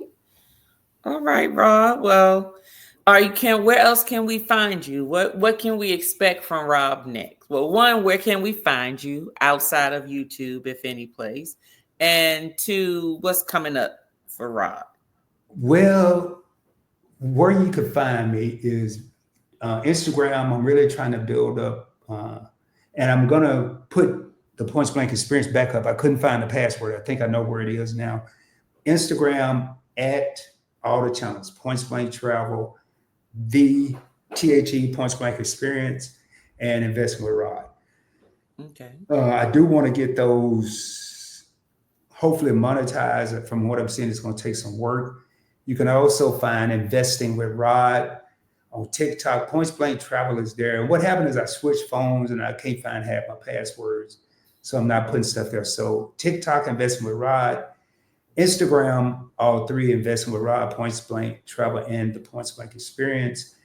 Facebook, I've been doing stuff under a personal account just to see how this whole monetization thing works. I do have a Points Blank Travel page on Facebook, as well as a Points Blank Travel private group. Only reason it's private, I didn't want a bunch of spam and people doing nude videos and all this other mess. I will approve anybody that join, and I have some parameters in place where I shouldn't see any of that anyway. So I'm on basically all platforms. It's just Investing with Rod is probably the focus right now, because it's, with everything going on with the economy and people getting laid off and stuff, to me, it's just more important than traveling and more important than gossiping on my other channels. So, and the plans for me is to get all three channels. Eventually, I want to get back to my set days. I want to be, when I first started YouTube and thought I had the hang of it, I said, I'm going to be the Tyler Perry of YouTube. And I've done it. I got channel. Now I want people, I don't want to be Tyler Perry. I don't even want to be like him. I want to be like a real network. On Mondays, you're going to see something from Points Blank Travel. Just like Tanya got, on Wednesdays, and I'm just using an example, you might see Invest in Rock. Thursdays may be the Points Blank Experience. And I want to be able to stick to that unless I'm traveling. And for most of 2024 and some of 23, I was just all over the place. Whatever I feel like doing, I just do it. That's cool for me, but not so cool for me because it hurts the viewers. They don't know when to. I've heard several times, man, we don't know where you're everywhere. You're all over the place. So you may think, I may think I'm doing something by having all these channels and all over the place, but it's not as effective as it would be if it was structured. So what's coming up for the Points Blank Networkers, we want to provide more structure to make it a better experience for the viewers. So, okay. I don't want any more channels. I do have a couple of channels that are already created that haven't been launched, but what you're going to find there is just spin-offs of probably the Points Blank Experience that's now going to be, and it depends on if I had the energy to do that, because starting a second channel is a third channel is tough, man. And what I found, I'm over 365 days on PBE, which is partially monetized, Points Blank Experience and Investment Rod. I only needed 800 more watch hours to have PBE monetized and life started lifing. And after 365, you start losing those watch hours. Yeah. So now every day, Tanya, I'm playing tug of war. I'll go in here and watch a video and get 2 or 3 hours just to have YouTube take it back on the 6th day. And I'm like, I ain't gonna never get ahead. And I do it every day. It's really the definition of insanity, but I'm gonna keep being insane until I get ahead of them. And I know where it's gonna happen. But so that's it, man. And any advice I would have, I would say for me, just have fun with social media, with YouTube. Yeah. It's a lot more. I had a lot more fun and made a lot more money when I had 1,400 subscribers than I do now, because it was just fun, man. And your energy, if it's positive and fun, will pour out to other people. But when you make it a business, become stressed because you're trying to hit a certain monetization, you're worried about getting subscribers, people can see that, and people don't want to see that. Right. When you come to Tanya and Timmy's channel, I know somewhere that night I'm gonna laugh. Right. Like, no, I'm gonna be like, what's wrong with them, man? What they talking about? They may be talking about something really serious. Or if I go to Meeting House Saturday Night Live, I know it's gonna be kicking it. Or if I come to Drinks and Deliberations, I know it's gonna be 3 or 4 people on the panel. They're gonna be testing cocktails and making different drinks, giving their opinions, and it's just something positive. But if I'm on here, well, yeah, man. Y'all, I need to hit 3,000 hours, man. Can y'all just run all the TVs y'all got? And, my water bill got about to get turned off. Don't nobody want to hear your problem. They got their own problem. So that's I just like making it fun. So man, and that's why people like Tanya and Timmy and Meet and I and your favorite couple and TJ, and there's so many more people. I apologize if I forget. Involved with other people I've met in person. I can't wait to meet Tanya and Timmy in person. It's just so good to just interact with these people. It's some talent on YouTube. It's some talent that we don't even know. I'm watching people that, matter of fact, and this is the last thing I'm gonna say, I promise. If you've ever seen a Tyler Perry shows or plays, there's a character, it's a guy, but I guess he's playing a woman. I don't know what he's doing, but he got different color hair, a wig, a goatee. His name is TT or something like that. I don't know if you've ever seen him. Oh, yeah. Dark skinned guy. That guy is from Fort Worth, Texas. Tyler Perry found him doing little skits on Instagram. He said that at his last play in Dallas, and last week I saw TT or whatever in a Tyler Perry movie. He's graduated to movies. So that's all I got, man. That's all I got. Just keep shining, people. Don't let nobody steal your shine. Yes, definitely. And if you haven't, go on over to the Point Blank Network, is what we gonna call it, because it's multiple channels. You all saw it. Go there, tune in, watch the videos. I know you're gonna like it. Go on, hit those like buttons and share out, and also subscribe if you have not. But outside of that, Rod, thank you so much for your time. Thank you.